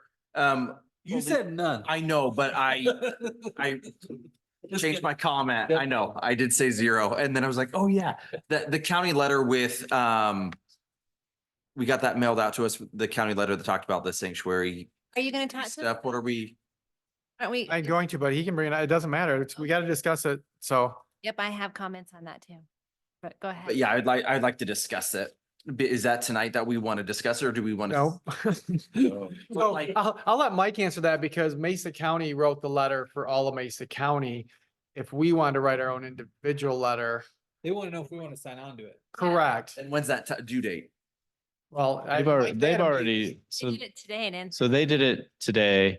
Shannon, when I was, we had 2 meetings at the same time. So he went to Mesa County to meet with all the cities in Mesa County about that particular issue. And at least at this point, the other cities aren't going to do it. Mesa County did it. There's no need to do it as a city from our perspective. But Because they referenced because it's for all of Mesa County. Yeah. so they didn't need anything from us. Yeah. They already got it. They've still asked. But I'm just saying, like, I know Grand Junction's making the decision, like, not to do it, at least is from the information we have, because Ask exactly. if we want to do the same thing, Want to do the same thing, not if we want to put our name on with it. no, they already approved theirs. So today, I think you're right. Today, I think Matthew brought up a good point to me earlier was that is a very negative proclamation. Yeah, And I that's think, exactly what I was gonna and say. I think it's good insight to say, hey, we want our proclamation to be positive. If there's something we're still opposing, but how do we lift up our community to say, hey, these are the positive, we include people, we do this, but we do it, you know, Any resources. right. No, the sentiment, I mean, I get the not being able to handle it. Yeah. How it was written was. Yeah, it was a lot. It was strong. Well, I think they felt they had to be, and that's that's their. Since I think the mayor of Denver put them in. Yes. Yeah. Yeah. Yeah. yeah. So anyway, I think with it being over and done with, then it's just, I think we just kind of table We that need to then. keep that in mind if we're, because we're gonna you constantly get stuff from other organizations that say, Yeah. "Hey, you can help support us with that." I mean, we got it with Cody Davis tonight to say, not Cody Kennedy. Davis, Cody Kennedy. Kennedy. You know, we're gonna have people coming and asking, requesting stuff. So, Which I appreciate. I like that. Like, I don't want to discourage that. but the other thing that, again, I want to look at, like, when we have those requests, again, one of the things I know Mike and I talk about is, okay, we bring them here to council and then we decide, I don't like making decisions at a council meeting. I'd like to put it on a workshop or on an agenda so we have time to think and process and work through that. Yeah, we just can't, we purposely do not react too fast. We want to react at our own speed. Sometimes it's good, sometimes it's not as good, but we'd rather do it our way than others force us. All right, anything else? No. Amy? Do we have a block party kit? A neighborhood party kit? Block party? Oh. What's that even mean? Block party? Oh, a block party kit. Okay, I'm like, I know what a block party okay, I was is. like, fun. Yeah, but what's a block party kit? It's this super cool thing that my sister-in-law, their neighborhood or their city, their municipality has a trailer, an enclosed trailer that has. Grand Junction has one. Oh, do they? Oh, okay. I didn't. Yeah. So it has like folding tables and chairs and like cornhole things and like just to kind of like spur that kind of. And then they can reserve it. You drop it off, pick it up after the weekend or whenever they. That's an. I had never, that on I it. thought that was the cool. Yeah. So that was my request is can we please put that on? Can we put that on? That's a fair workshop? point. That's a Okay. fair point. No, that's I was being serious. funny because it's not. But but it is. If everybody good putting that on a workshop? Yeah. And I guess, Mike, you can just tell us when that date's gonna be, because. Don't overwhelm March. Not March. More in. Yeah. That's not an urgent thing, but before summer would be nice. How about we just find out what it would take and cost and then bring it to you sometime and we can decide if you want to do it this year or put it in next year's budget, whichever, you know. That'd be great. Thank you. That's all I have. Yeah. James? No, I just wanted, Mike, those two things I talked to you about, putting those on a workshop at some point. The occasions that we should attend, Yeah, it was a good, finding out why we weren't invited to the Yeah. naturalization ceremony. Those are my two biggest things. Yeah, they did that at our school I know. What? and we didn't know nothing about it. I love it, yeah. Yeah. Yeah. Yeah. Senator was there, House Reps was there, like, yeah. Yeah. I know, but how can we control who invites? No, us? he's, Yeah. they're finding out. That's the Seriously. same. We're gonna ask that next time we're invited. we didn't know. And we had no knowledge of it. Yeah. So we're just asking Yeah. thumbs up that staff would look into getting We us are, invited to we are, this. They just ask Newt next time that happens. so we already, and the school didn't even schedule it. It's the federal judges Yeah, schedule it and invite people. So we already let the senators' offices know that we want to be included and when they're in Fruita. So so thank you for that. Yeah, thank Yes, you. I'm done. No, we've done what we. No, yeah, I just wanted you guys to know that we had that conversation. What's the other item? Yeah. Oh, It's a- just different events that we should attend and see if everybody agrees. Cause like D51's White Ice came and no one was. like there. what events we should buy a table or tickets to, and we could either put that on my thought was a workshop when we talk about boards and commissions after the election, you know? We do have a budget for Yes. council, so I mean, if we have events coming up and we think it's important to So- buy a table, we could. And we were talking about different events that fall under that umbrella and maybe we could have that So conversation. we would love to have direction from council of like what events you would prefer, not tonight, but like what events you'd prefer to that we actually expend city funds to buy a table or tickets for council or staff to attend.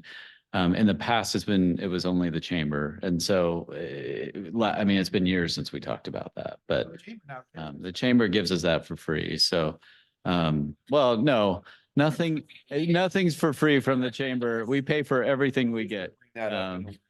Yeah, thank you, James. I appreciate that. All right, anything else? Janine, Nope. Matthew? Nothing. All right, the only other one I want to bring up was an email I sent out to everybody about proper reports and actions. And so I wanted to get a thumbs up or discussion on, you know, if everybody agrees with that or not. That's been the kind of the rule that we've had. Go ahead. The only one that I didn't really, I really like hearing the updates about boards and commissions. Like, I actually like hearing from the person's mouth, what their take is on what's happening and for me, doing that in an email or reading the minutes, that's not, I don't know. I am I 100%. that was the only one that I was like, I don't agree with that. After April. Yeah. But I look at tonight and it's 11. No, Well, sure, but yeah. Look how fast we just did Yeah. that. But I feel exactly the same way. I feel like what we can get from each other's report versus what the minutes say are not at all. I Yeah. mean, some minutes are not. They're just not enough. I don't know. It just. And I always say this because Aaron and I sat down, we talked a little bit about it, so I'm not throwing you under the bus. But I think there's a difference but I'm gonna pick on you. Like, I'll use the bathroom as an example. I think it's great to know hey, we talked about where the Fruita Loo is gonna go and it's gonna go on this side of the building. That to me is great information to have because people will ask about it.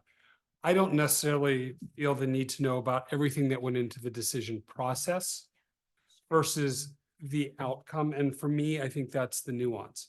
I would agree with that. Yeah. I would too. Well, for example, we still don't know where the bathroom's going. So there is no decision yet. Blow that example out of the water, Mike.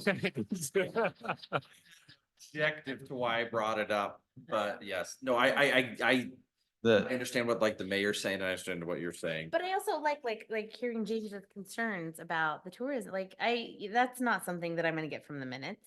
I appreciate hearing our perspectives and I feel like that's the liaison's job is to take Report back. that, yeah, and report back and it might be a 2-second, thing and it might be a little bit longer See, I've discussion. been here for a while and it's like we've had counselors go on for 20 minutes to a half hour. And what happens is that the focus of everybody else gets to, okay, I don't have anything because it's, I don't feel it's as productive because we go on into detail, we go into the weeds when we shouldn't. Well, so then maybe you can say, hey, we're getting. Have 3 minutes. Yeah, I don't want to have a timer.